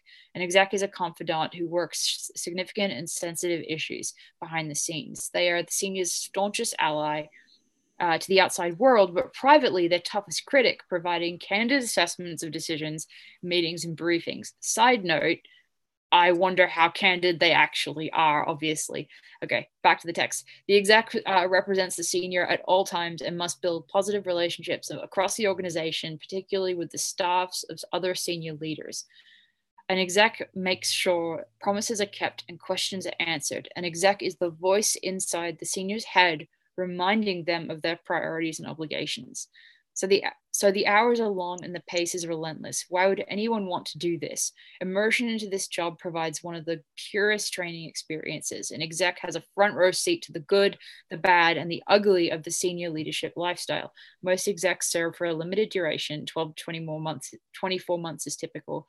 Long enough to learn the job and be effective, but short enough to maintain sanity. Whether they aspire to be a senior or just much more effective at their current level, executive assistants return to the workforce with a much improved understanding of the implications of their work as part of the big picture. And that looks like the end of the document.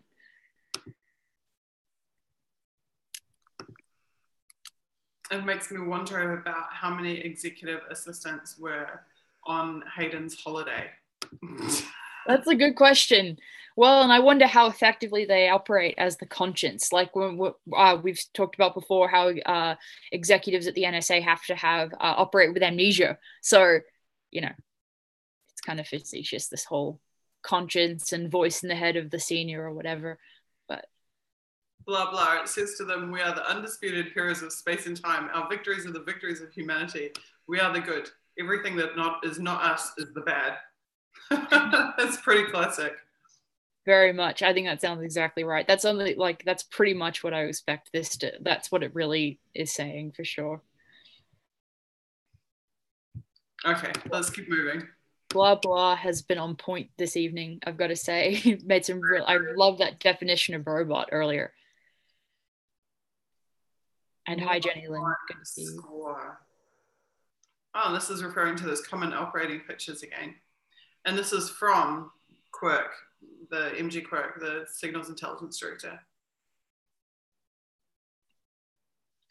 Last week, I told you about our need to create the environment to foster and enable a net-centric SIGINT system for the United States. Now, he is referring to the global picture document that we reviewed at the end of the last session. That was the globalist wet dream that was being implemented by the NSA. That was where they basically sold it as being about HR and about transparency and collaboration, and then swiftly moved on to it, in fact, being about developing systems of global control.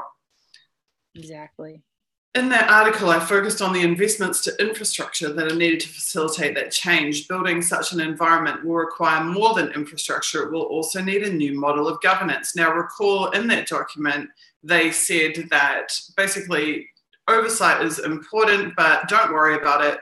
It won't restrict you.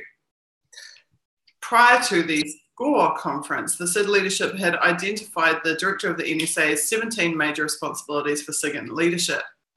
I would love to be able to click on that hyperlink. Unfortunately, I cannot. In addition, we determined that SID is primarily responsible to the director of the NSA for the first 4 responsibilities. We have an important role in the execution of the other 13, but many of these are led by NSA corporate level partners. Scary. Definitely. We had already developed and implemented processes for the first 3 responsibilities, which can be grouped under the major governing task called Produce SIGINT for the Nation. Now, this is wonderful because actually they're not producing SIGINT for the nation at all. The nation is not receiving any of the SIGINT. They are in fact producing SIGINT for the Federal Reserve Bank of America and other related organizations, for the Department of Agriculture and many others. These 3 responsibilities drive responsibility number 4, which we have labeled direct and operate the US SIGINT system. Responsibility number 4 in turn drives or influences all of the other 13 responsibilities. The goal of the conference was to have a workshop with the leaders from across the US SIGINT system that would begin developing and documenting processes for responsibility number 4. The discussions over the 3 days were open, frank, enlightening, and encouraging. We are far enough along in our thinking to publish the Management Directive number 411, dealing with responsibilities at the strategic level for governance of the US SIGINT system, in which they refer to themselves as the global network. In addition, within the next several weeks, I will draft a more detailed plan for strategic governance of responsibility number 4. These documents are critical because they will drive the development of similar processes and governance mechanisms in all elements of the global network. Meanwhile, we will continue to put into place levers that will allow us to execute our governance responsibilities and to develop a systematic, structured way of dealing with all the areas for which SID is responsible. We will also continue to encourage the rest of the corporation to partner with us so that we can fulfill the director of the NSA's vision, becoming a single global, there we go, again, self-aware, self-synchronizing SIGINT system. The rest of the corporation to partner with us to synchronize and align their processes and governance mechanisms for their governance responsibilities. As you can see, there is much work to be done. All of the implementing processes for CRD, AMP, and customer relationship division, analysis and production, and data acquisition. My God, I know all the acronyms. Yeah, that's an achievement. There are so many of them. Yeah. Eventually trickling down into local processes. So customer relationship development is the people to whom they will hand over the intelligence. Analysis and production is the process of analyzing and producing reports based on that intelligence. And data acquisition is their physical collection of the data that will have to be developed, eventually trickling down into local processes.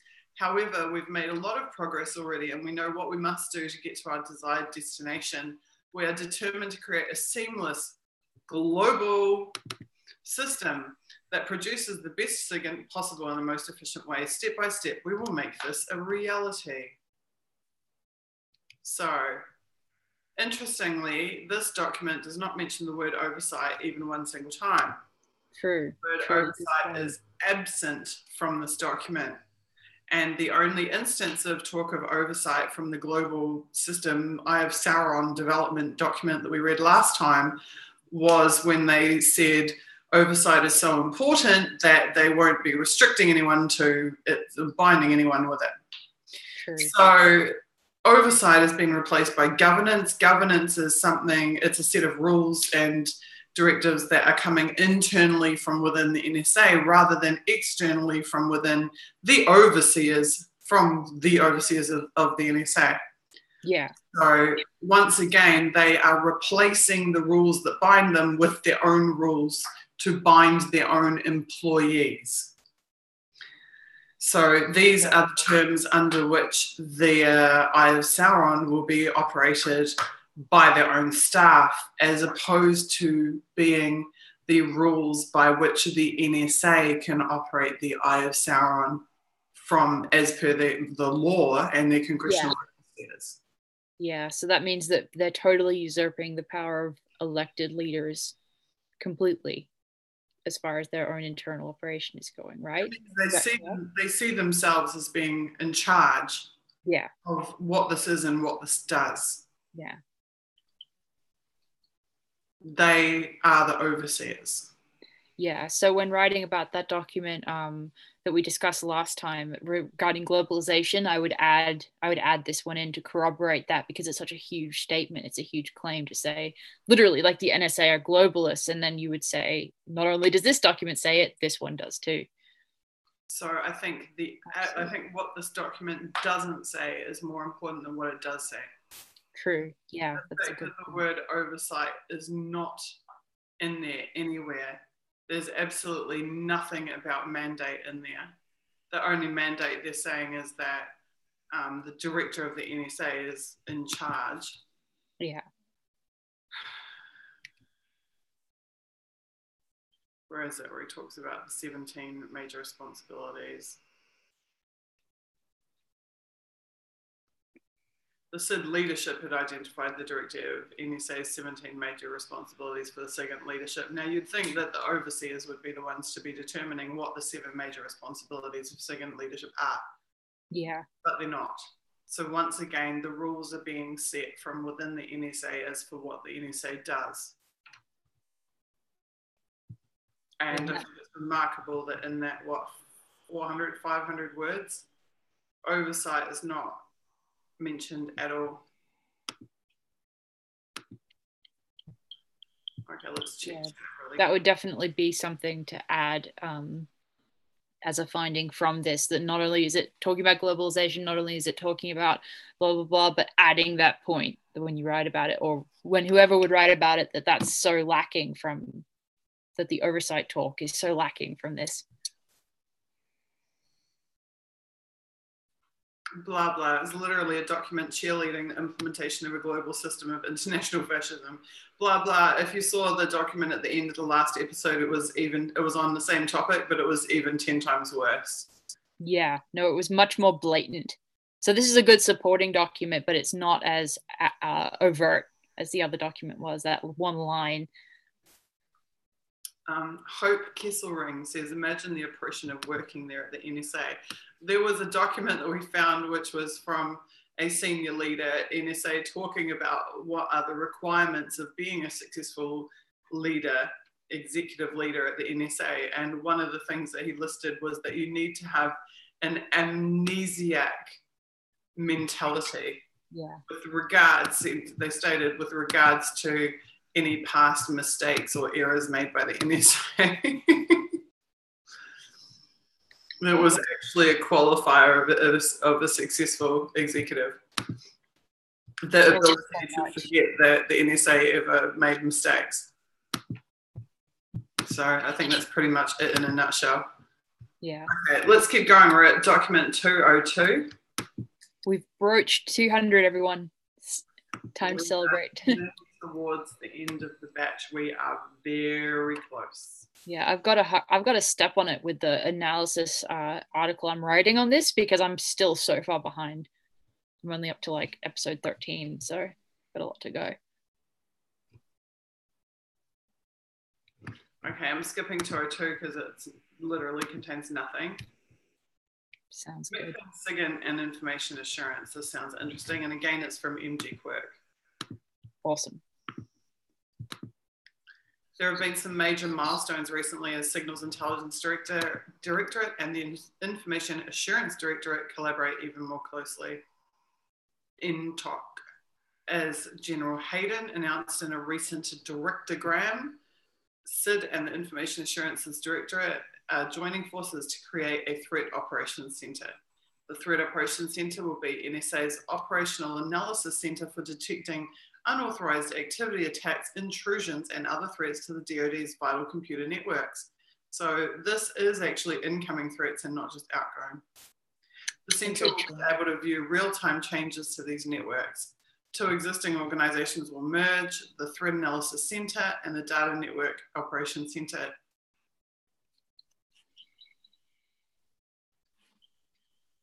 So it's interesting, they're very focused on foreign, like nothing in here talks about internal breaches. So the network, the Threat Analysis Centre assesses and reports indicators of hostile threats from foreign individuals, groups, or intelligence services. So they're looking for incoming attacks from foreign countries. Data Network Operations Centre provides a real-time view of target computer systems. So that is about target. So it gathers this information from all available sources, including SIGINT collection. So this would be of absolutely no use to them in terms of defending. And this is very much focused on foreign adversaries and not insider threats. Interesting. Yeah, that's a good point. The NTOC will also bring together technologists working on both Signals Intelligence Directorate's Masterlink and IAD's Blue Sash programs, which perform attack sensing and warning indications and warning missions. Combining all of these efforts will give NSA a focal point for dealing with these threats and allow the agency to streamline our operations into the most efficient system possible. Such and such will be the integres on a team that will put together the plan to make this a reality. The team will also include personnel from both divisions. We expect a detailed implementation plan within 60 days. They will have a liaison officer that will identify areas and opportunities, blah, blah, blah, blah, blah. How can you contribute? Look for opportunities where we could and should collaborate, highlight and build on existing successes. God, this is just meaningless. Provide such and such will provide awareness briefings, attend them, blah, blah, blah. This position is not intended, no, blah, blah, blah. So they're saying this is yet another element of Transformation 2.0. Okay. God, how long do they consider themselves in Transformation 2.0? I wonder how many years is that going to go on? Oh, it must be pretty protracted because, I mean, we're now on the fourth batch and they've been talking about it since the first one. So I'd say that Transformation 2.0 is like a generational. Oh, interesting. Okay. Enterprise. I'd describe it as a generational enterprise. Yeah, that's interesting. That adds to my background on it because I assumed it was just a couple of years, maybe, like post 9/11, immediate aftermath. But no, I would think this is like every 20 years kind of. Yeah, no, that's an important point. Yeah. Right. So that doesn't really tell us much other than that, yes, they were interested in defense if it's in the context of preventing foreign forays into the networks. But there's still no mention whatsoever about securing them internally. Yeah. And I think noting that this is one of the first times that we've seen that concern, like it's taken them this long to even bring it up in their own internal documents, at least the ones that we have access to. So that's still pretty late, like significantly late, I would think. If they're developing automated targeting processes, but they're not, until now, they're not concerned about threats from other states or, issues like that. I think this is the first mention that we've heard at all of them being concerned about monitoring their networks. Yeah. And it's interesting that they are merging a defense and an attack division. Yeah, true. Because then you wonder which one is going to take priority, which one is going to be prioritized with those two things being merged.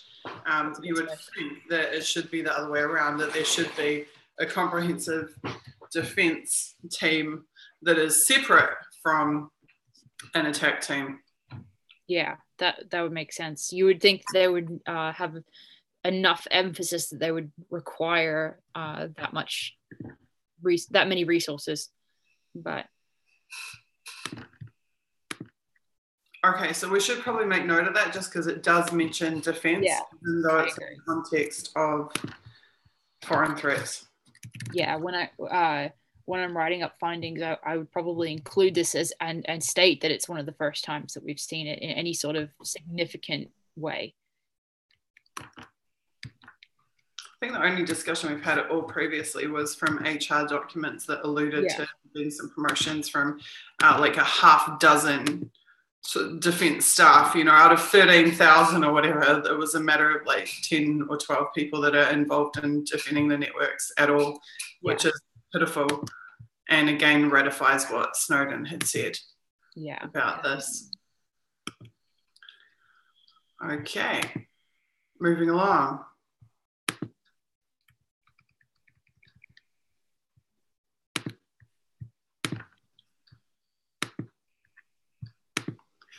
The two faces of SIGINT on demand, time for a name change.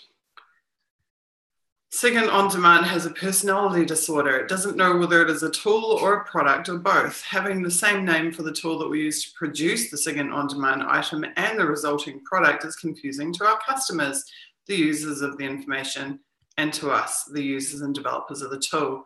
To end the confusion, we are changing the analyst piece to the content preparation environment. Doing so will make it easier for us to differentiate between its broad range of functions and the product.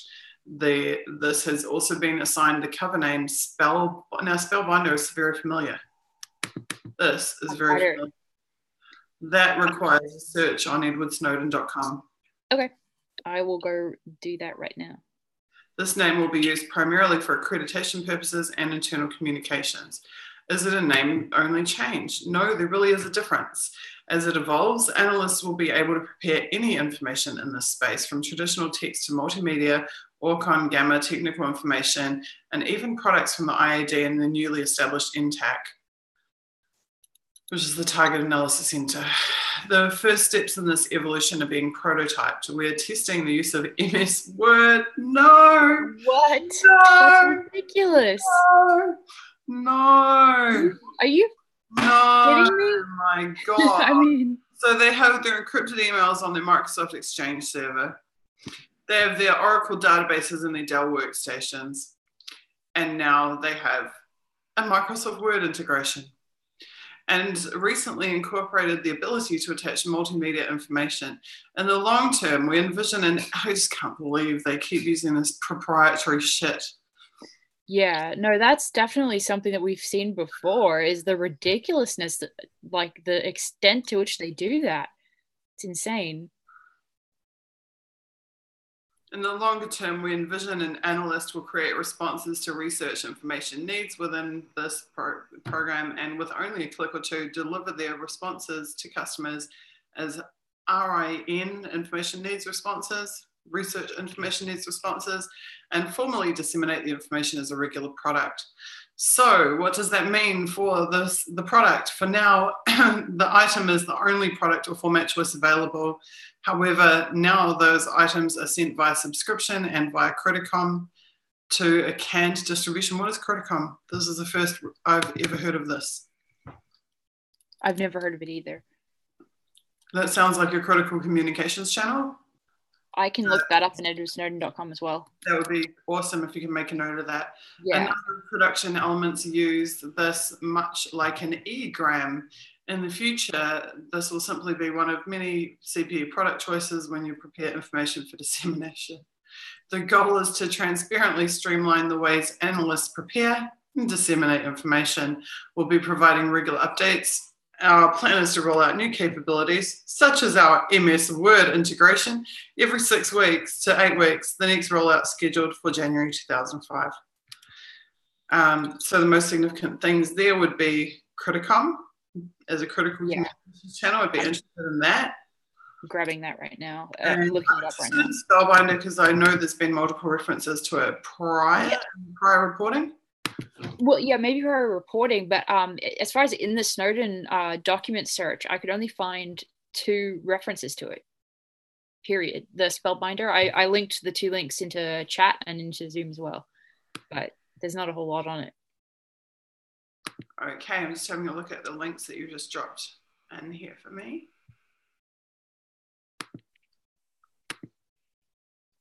I'm looking up Criticom really fast. Okay, there's 1 result on Criticom, which I believe is what we're looking at. Looks like just integration docs. Yeah, it's not. There's not a whole lot. Saying that the programs integrate with it. I'm looking up.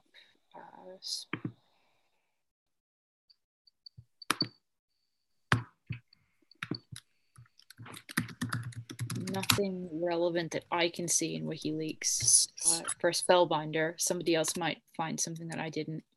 I'm looking up Criticom in WikiLeaks right this second, just on the off chance. There's some interesting architectural documentation that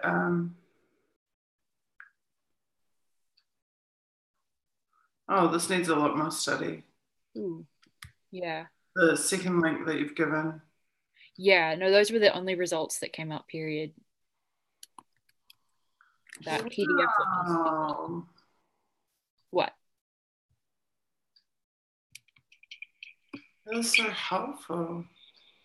I've got on Criticom, I've just got like literally the only thing that came up in WikiLeaks was the US military abbreviations, and it just stands for Critical Intelligence Communications Network, obviously. So it's a network, right? Yeah. I literally have to turn my head sideways to read this architectural doc. Sorry. Yeah, no, the PDF was a bit crowded. It's very useful. Yeah. It was very useful.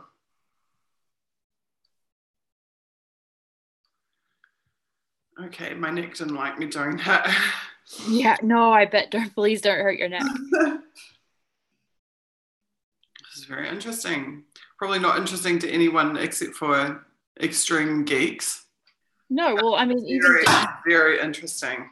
Details like that maybe only extreme geeks or tech geeks can understand are still hugely relevant. Like their implications are still huge for all of us non-tech literate people.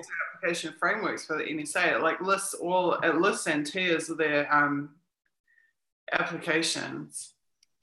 It's their network, their application framework. It was very, very, very, very interesting seeing everything grouped in one place. There's some interesting stuff about X key score in here. I assume that it already would have been reported on. I didn't realize that X key score includes VoIP processing. That's something I was not aware of.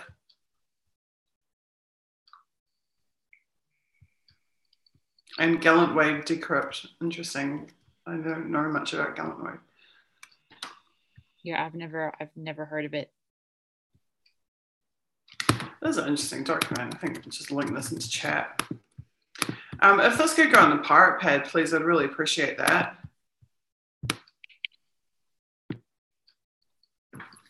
Yeah, I guess if Fly's still here, or Crockatoo, or whoever, if you could throw that PDF link into the Etherpad, definitely that would be helpful.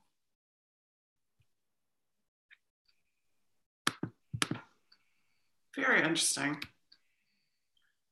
Cool. Okay, let's move on. Because application frameworks are probably not that interesting to most people, though I find it interesting personally. Where are we up to? Collaboration, it's the bomb. So collaboration is their buzzword of 2004. It's a very transformation 2.0 word. Was there anything we're keeping from that last document? No, I don't think so. No. Right. Okay, I'll let you read this one because I'm going to drink my tea, all right? Yeah. Awesome. I was just quickly popping out to a retweet while we paused. Okay, so this one's called Collaboration It's the Bomb. It's from Analysis and Production Operations staff, and it says, IC analysts compare notes, swap knowledge, make sense of intelligence. And first off, obviously it's labeled secret, and it says, have you ever wanted to contact counterparts in the intelligence community, IC, to ask questions that would enhance your SIGINT analysis? Questions like, is this image in my traffic a warhead or a newfangled blender? Is this really a beer fermenter or some sort of dual use technology? Do you have any information that would support our theory that this charitable organization is a front for terrorism? NSA analysts have long recognized the need to proactively collaborate with intelligence community partners in order to improve intelligence. Oh goodness, we've seen this before. These same analysts who have in the past found creative and effective ways to partner are now meeting the challenge of implementing the director's Transformation 2.0 with new, easy to follow instructions. Information sharing card. Go InfoShare. Partnering through information sharing and analytic collaboration is now becoming the norm, not the exception. We would like to share a few success stories with you. It's labeled secret. Analysts from China and Korea product line posted information for counterparts as at Department of Energy, DOE, in a common analytics space. The traffic only had a nondescript title and a curve. Instead of not reporting the traffic or putting out a report that says here's an unidentified curve, the partners working together were able to determine that Chinese nuclear warhead designers were building an anechoic chamber. The DOE partner further clarified that the frequency of interest is blah, blah, blah, where the blah, blah, blah, and it was a really great success. And then it goes on to say, just what you were thinking, right? A CIA counterterrorist center analyst was investigating a newly formed Iraqi company. Her searches of open source and classified databases yielded no information. NSA analysts from counterterrorism and proliferation and arms control were aware of promotional information about the company. Having the background info was a tremendous time saver for the CIA. The NSA and CIA analysts are working together now to determine if the company is supporting terrorism in Iraq. When they come up with an analytic conclusion, they will report. And it says recent human reporting shed light on an entity mentioned in a transcript from December 2003. Analysts in the regional targets product line thought that the 2003 information could possibly give insight into support to the Taliban from Middle Eastern countries. NSA and CIA analysts now have an open line of communication and are working closely to understand the issues related to this important topic. These are impressive examples, and we're so wonderful, and we are striving to collaborate to make collaboration an integral part of the NSA and of NSA analysts by proving collaborative tools, policy, and processes. We invite you to visit us at, etc. Yeah, so this is there anything new that you're seeing other, this is just Transformation 2.0 as far as I can tell.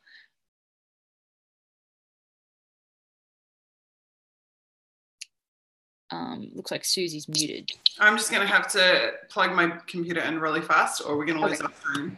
No problem.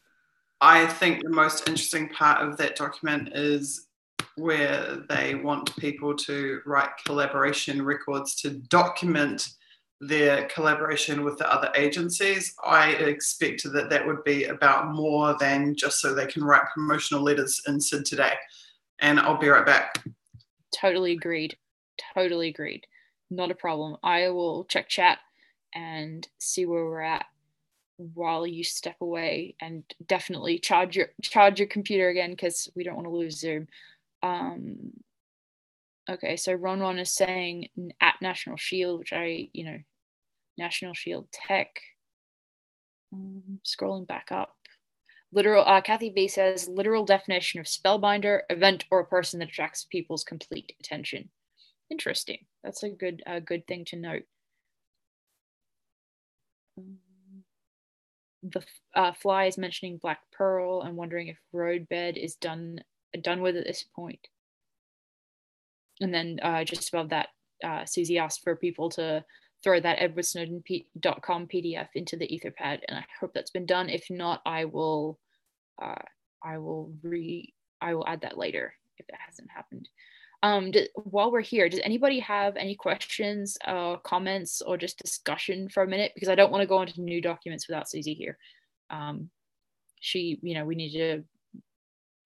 I'm here and I'm plugged in. Okay, cool. But by all means, go through chat. Yeah. Okay, Croc, got it. Awesome. Thank you. Thank you, Crocky, too, for throwing that in the Etherpad.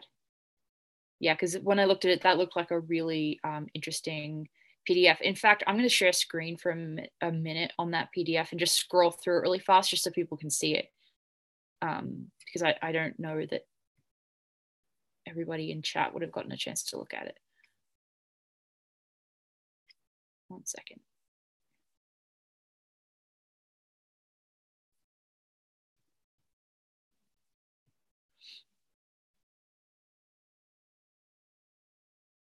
Oh, fantastic.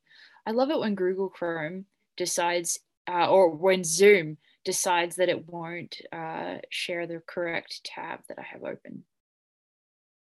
When we're in, it doesn't do this except when we're in here. It has to be something odd. Anyway. Okay, try one more time. Okay, there we go.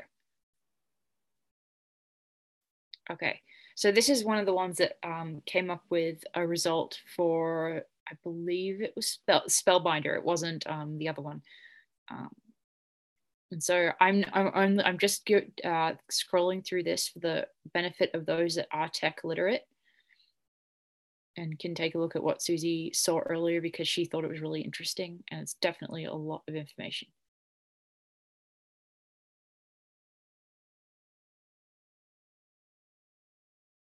Yeah, and obviously it's discussing key score quite a bit, and this is a really interesting. This is the part I turned my head sideways. Yeah, no, it's a really interesting chart. Oh, oops, sorry, can't do that. I'm sharing screen once again.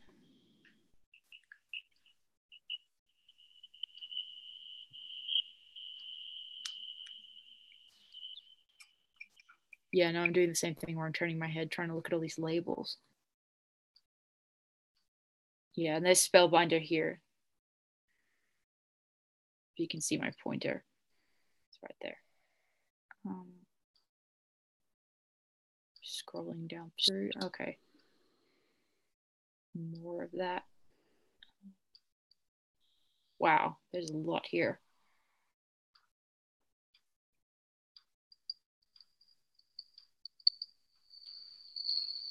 Okay, well, that's the end of that. I just wanted to share it so that people could get a look at this because I thought it was definitely interesting, even though I don't know how to read it. Sorry, I had to give up my lighting in order to be able to charge my computer. Not a problem. Totally understandable. Okay, let's go. I want to try for 4 more documents. Awesome. Sounds good to me. And then I think we'll wrap it for tonight. Sounds good. Let's see what we have here. Okay, this appears to be just about tightening up language used in reporting. This is the second document that we've seen. I'm not going to read it through all of the way. It doesn't appear to contain much. It's just telling people to keep their writing concise. Yeah. Giving them examples of words that they don't need to use. Yeah, I think we can skip that. Fantastic. Next one, addressing major gaps and shortfalls in DA's capabilities from data acquisition.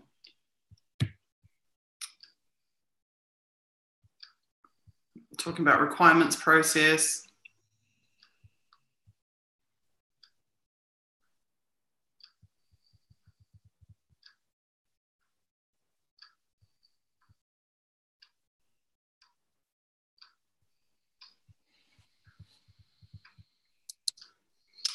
Interesting. That's secret. Right. And this is again referencing that people being able to pick their own phone numbers when they registered new lines with telcos had caused some challenges for NSA. We've discussed that previously. Yeah.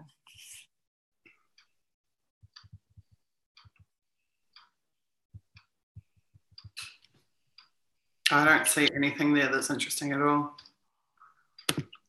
Okay, that was much faster than I expected. Agenda items for the NSRP quarterly meeting, and it's from information needs. Information needs being what a customer requires that the NSA collect SIGINT to fulfill the requests from customers. Okay.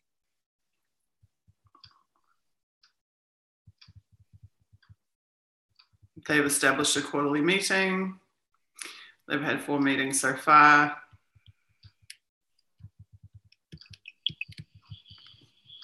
Again, nothing in there that we didn't already know. SID plays host to experts on the UN from Cineo for global and multilateral issues, with a theme of the United Nations in a time of change, policy and intelligence partnering to achieve US objectives. The Cineo Council and Customer Gateway hosted the latest in a series of SID Customer Days on November 15th. Why UN Day? Because 59 years after its founding, the UN continues to be front page news and to receive attention at the highest levels of the US government as never before. Indeed, although the US-UN relationship has had significant ups and downs, the UN remains an invaluable arm of US foreign policy. That is the money quote. Absolutely.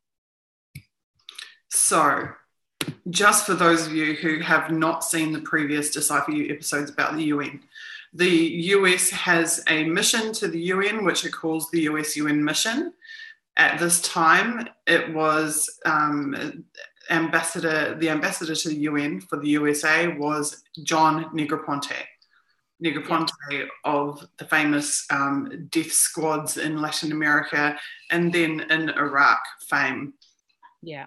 Negroponte has a full-time NSA staff officer who does nothing but provide him with access to US signals intelligence reporting anytime that he needs it, any day of the week, 24/7, so that when Negroponte goes into the UN, he already knows what every country is going to vote on and for, whether they're going to be for or against any resolution.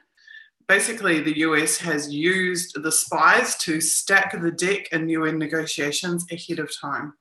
Yeah. So that's the context. Also, we found an incredibly important and historic document where the NSA is openly taking credit for the intelligence supplied to write the speeches of George Bush, weapons of mass destruction, and making the case for invasion of Iraq. Colin Powell, not only in his speech for Iraq, but also in his successful efforts to have the UN come in and clean up the mess in Iraq, to pick up the tab for the security situation in Iraq and for the establishment of the Iraqi Governing Council, and then moving towards the first elections in Iraq. Also, they supplied intelligence to US Ambassador to Iraq, Paul Bremer, at the time that he was living in Saddam's palace, firing the entire Iraqi military. Insane. Back to the documents at hand. No, that's really important context for sure. Those were some of our really major findings as well that were related to the UN. Now, for the UN to remain an invaluable arm of US foreign policy, this means that the NSA views the UN as part of the US infrastructure. Yes, yeah, true. Isn't that incredible? That one sentence, that 10 words, literally 10 words, that 10 words invalidates the entire premise of what the UN is. Absolutely. The UN is not supposed to be an invaluable arm of US foreign policy. I was just going to say that is, I think, even stronger than our initial document that showed that the NSA were such globalists. This is huge. This blows that out of the water in a way. I mean, the United Nations is supposed to represent how many countries, and the NSA considers it an arm of US foreign policy. That's mind-boggling. Huge finding. We always have these big UN findings at the end of a stream, I've noticed.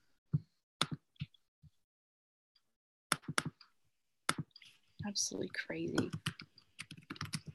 Yeah, so basically, it looks like there's going to have to be an entire article now on just like you're literally titled "The NSA Are Globalists" or "The NSA Are the Ultimate Globalists," because this is like how many, like four different documents that have shown this type of thought process and attitude and policy. It's insane. This goes one step further. This is something that we had. This is an assessment that we had made. Yeah, that they considered. We had deduced from the documents we had already studied that this is the case. Yeah, it was indicated. But this is the NSA openly stating. Which is a huge difference. Yeah, huge difference.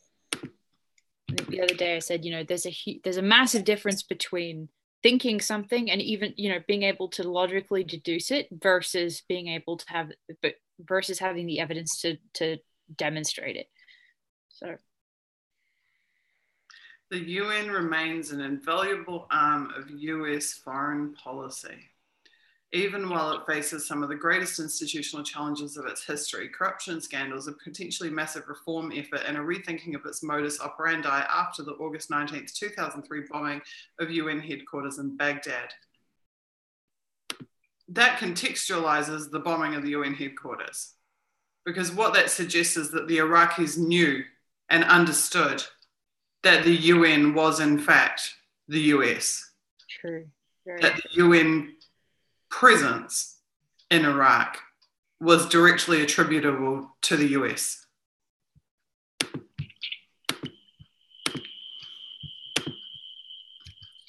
UN Day was graced by the presence of dozens of UN experts from across the policy and intelligence worlds, representatives of state, the US mission to the UN, the Pentagon, the National Intelligence Council, CIA, and a wide range of NSA officers loaned their knowledge to the proceedings. The day was split into 3 parts.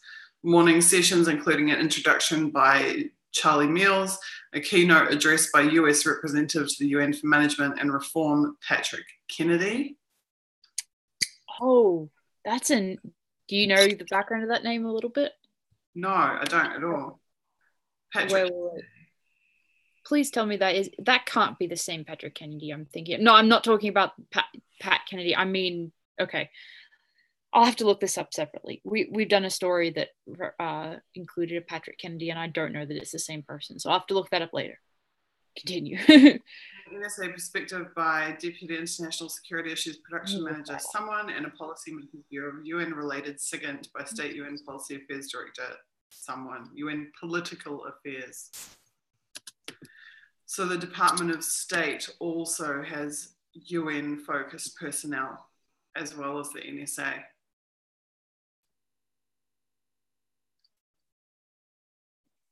Interesting that the US has a representative to the UN for Management and Reform. Demonstrations of SIGINT production in the Russian Foreign Policy Branch, breakout sessions on UN reform, peacekeeping in the 21st century, inside the brains of the UN Security Council permanent representatives.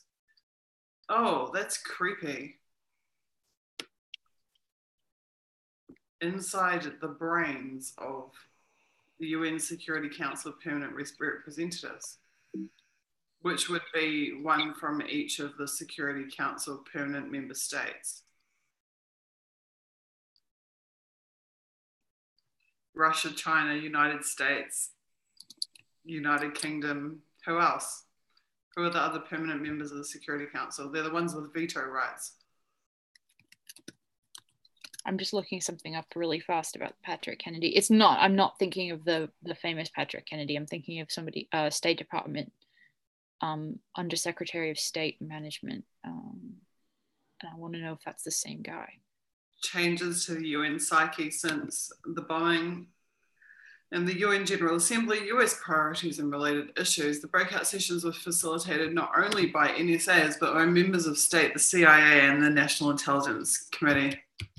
So what did we get out of UN Day? First and foremost, it was profoundly useful to have so many UN watchers from such varied backgrounds in the same room. Ambassador Kennedy was an especially apt keynote speaker because of his hands-on experience with 2 of the most crucial issues facing the UN, reform and the return to Iraq. However, the fact that he was joined by so many participants giving freely of their time and expertise truly made the day a success. Secondly, however, UN Day was also excellent public relations for the NSA.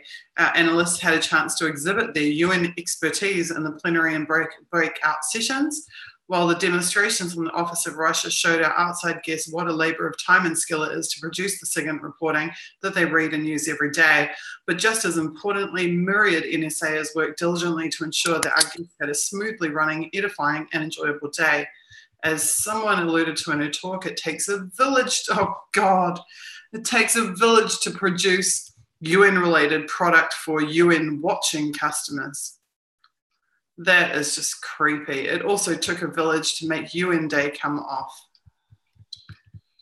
Can I break in 1 second and let you know that the Patrick Kennedy who I was thinking of is the same Patrick Kennedy in this document that we're looking at, and that is significant to me.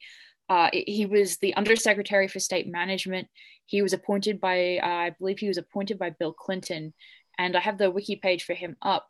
But the reason I'm oohing and ahhing over that is because he was associated with Ed Rendell and helping Ed Rendell get clearance to take children out of Haiti. And so that he's associated with that whole end of things. Like, yeah, so that name is huge to me. Here, I'll link that's from our East Coast trafficking network story. So I'm quoting our article. According to the additional email chain published by WikiLeaks, the successful removal of the children relied specifically on the intervention of Patrick F. Kennedy, U.S. State Department Undersecretary of State for Management. Kennedy also played a role in helping to stifle investigations into a number of State Department scandals which occurred around the globe. And my colleague Kenny did an amazing article on that Kennedy was also involved in. And I checked, it's the same guy. It's the same Kennedy. So it's the same Patrick Kennedy. So that's mind-blowing for me to see.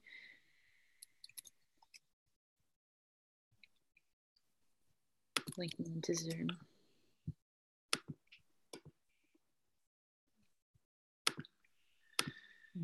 Obviously, I'm not making any sort of allegation against him, but I can't believe I'm seeing that name again.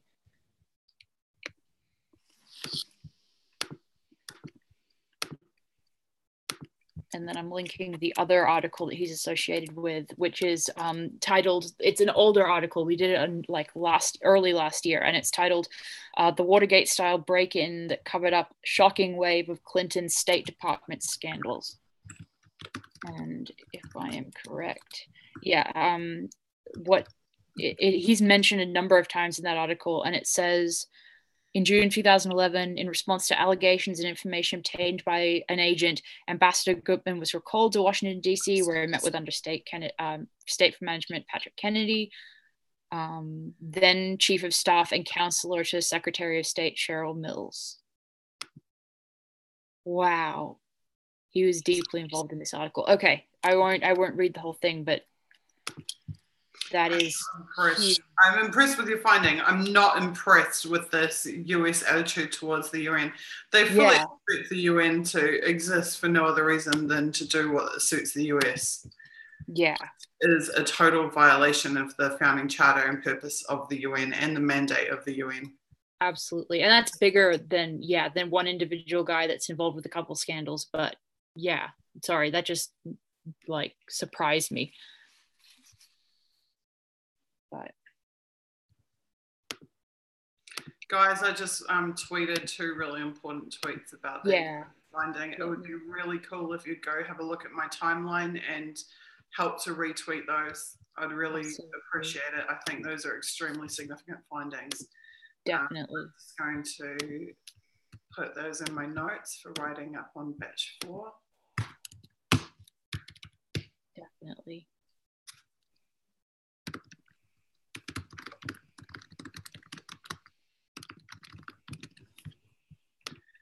Incredible.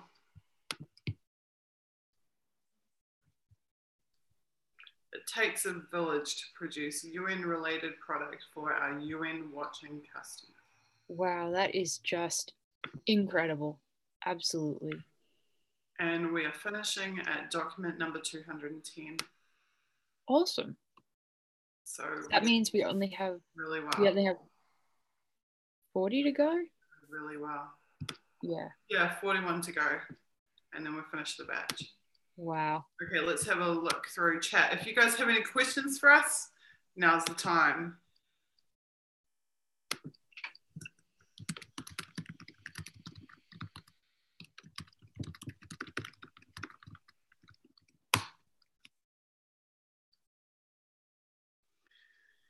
Amazing. Yeah.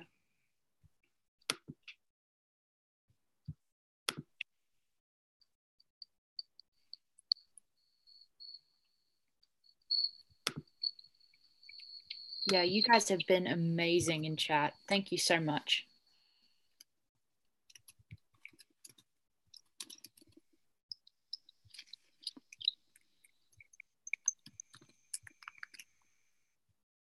Yeah, your contributions this evening have been spectacular, all of you.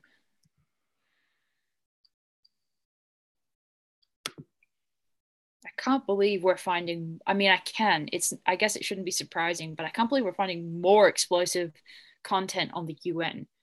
I thought that what we'd found earlier would be the end of that, you know, but.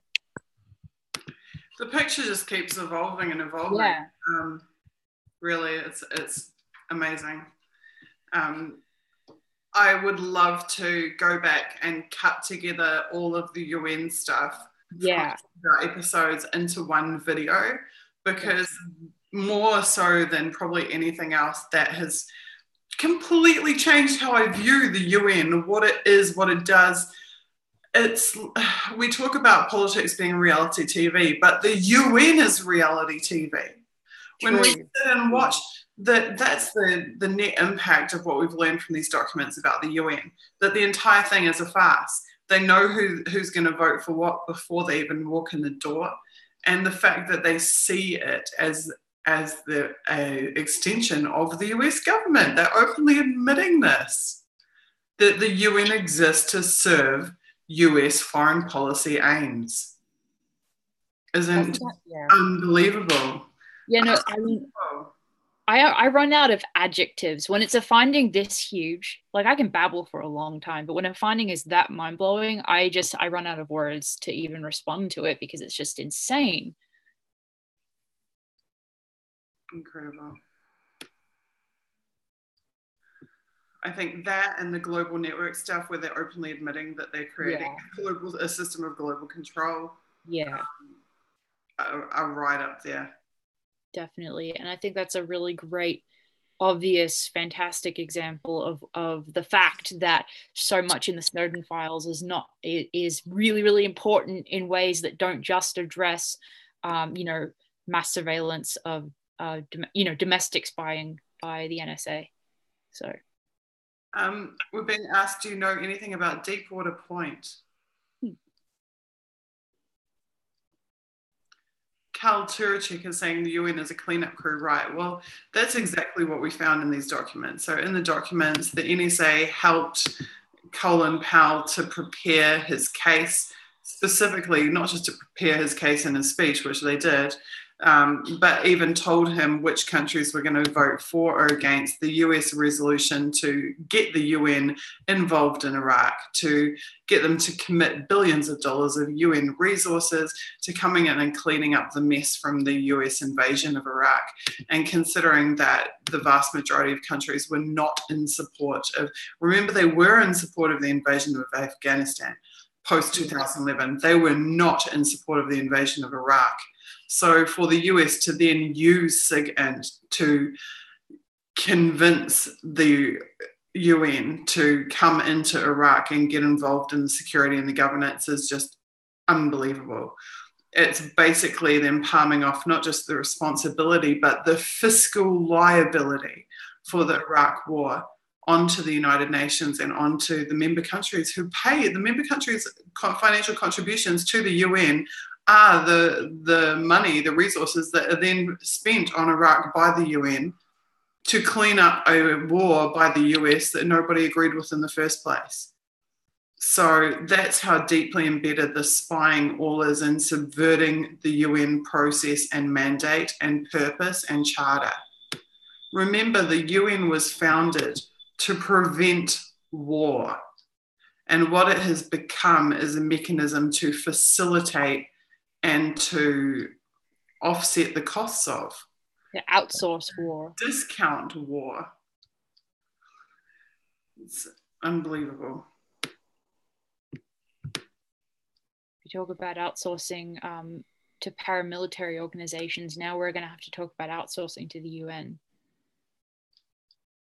Like specifically the UN.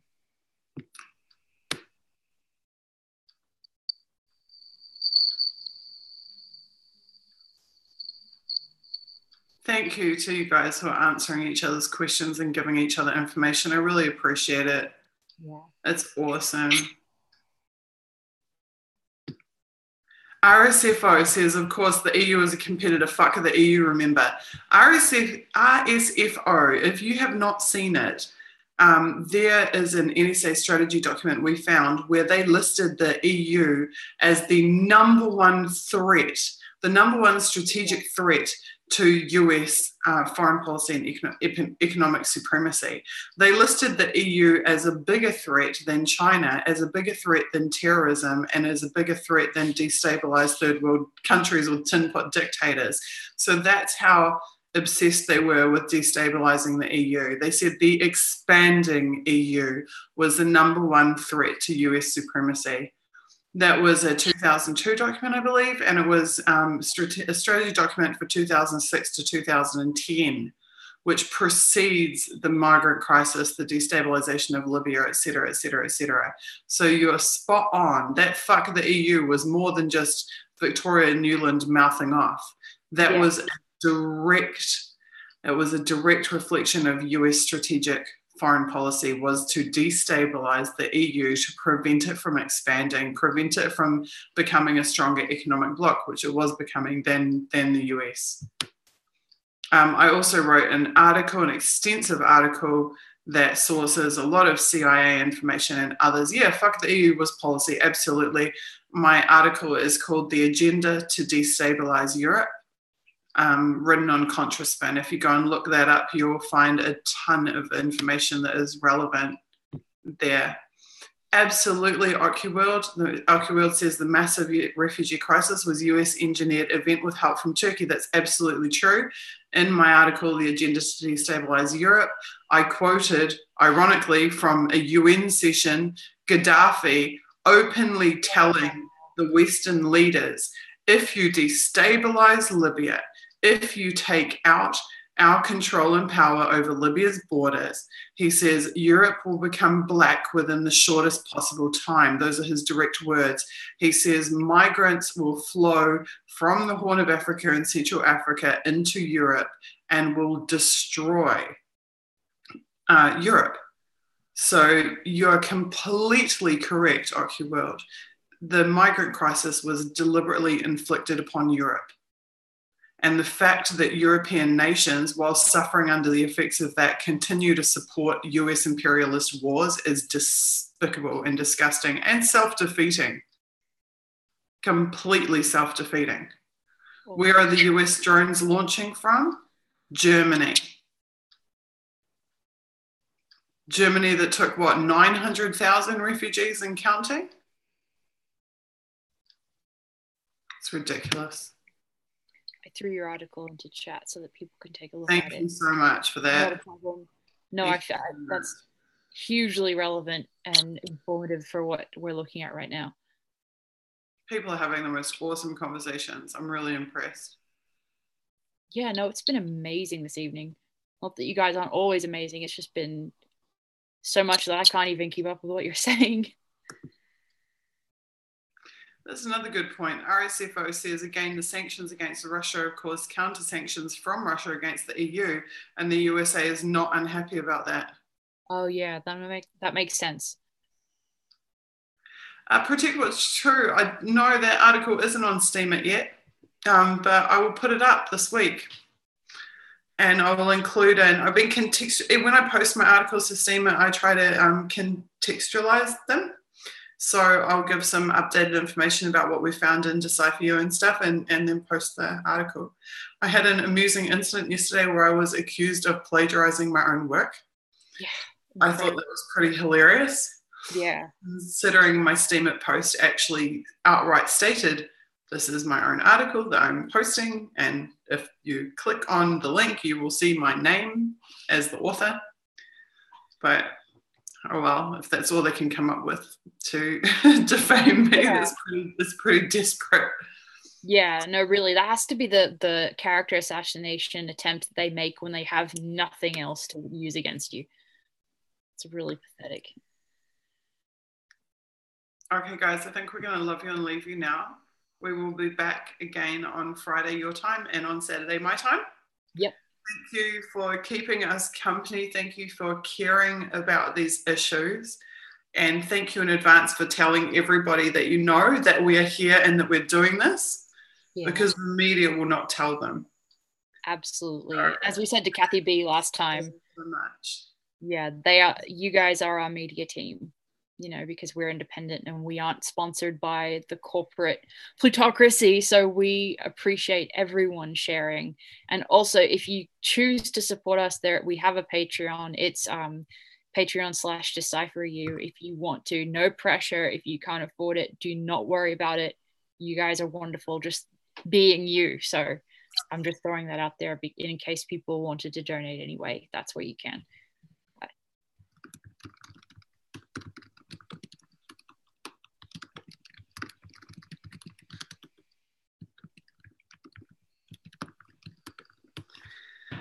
Awesome. Okay, guys, have a great day or sleep or night, depending on where you are. Thank you so much. And we will see you again in 72 hours to go through some more of this.